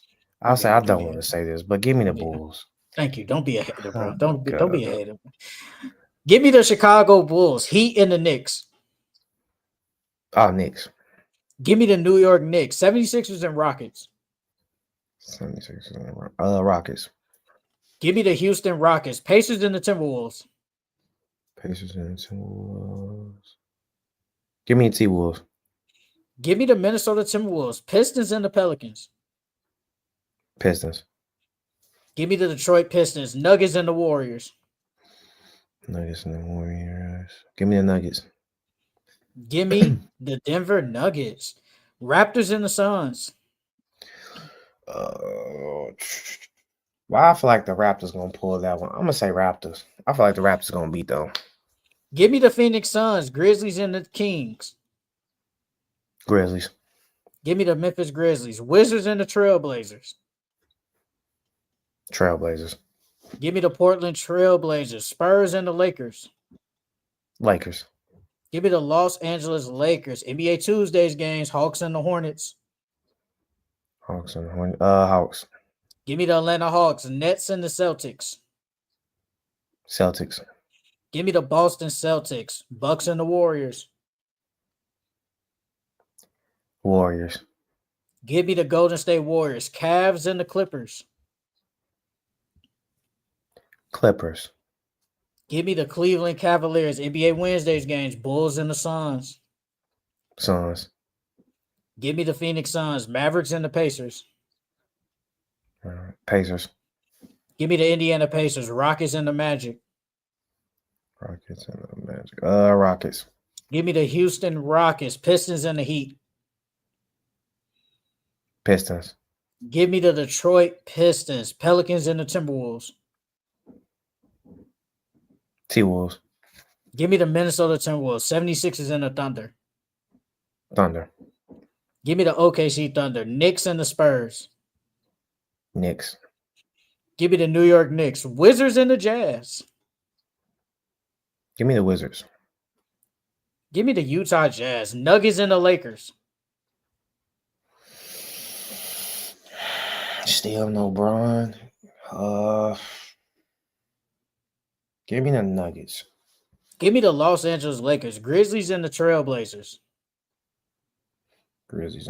Grizzlies. Give me the Memphis Grizzlies. Cavaliers and the Kings. Cavaliers and the Kings. Give me the Cavs. Give me the Cleveland Cavaliers. And finally, NBA Thursdays games. Bulls and the Kings. Kings. Give me the give me the Sacramento Kings, Knicks and the Hornets. Knicks. Give me the New York Knicks, Nets and the Pacers. Pacers. Give me the Indiana Pacers, Raptors and the Warriors. Give me the Warriors. Give me the Golden State Warriors, and finally Bucks and the Lakers. Give me the Bucks. Give me the Los Angeles Lakers. And that is it for the Full Court Entertainment Podcast. Follow us on all social media platforms at Full Court Entertainment Podcast on Instagram, TikTok, Twitter, Facebook, and now on Spotify and Apple Podcasts. If you don't want to watch it on YouTube, you can listen to me and Charles yap all day for 3 hours on Spotify and Apple Podcasts and give us a 5-star review. But if nothing else is said, we're done. We will see you guys next time. See y'all later.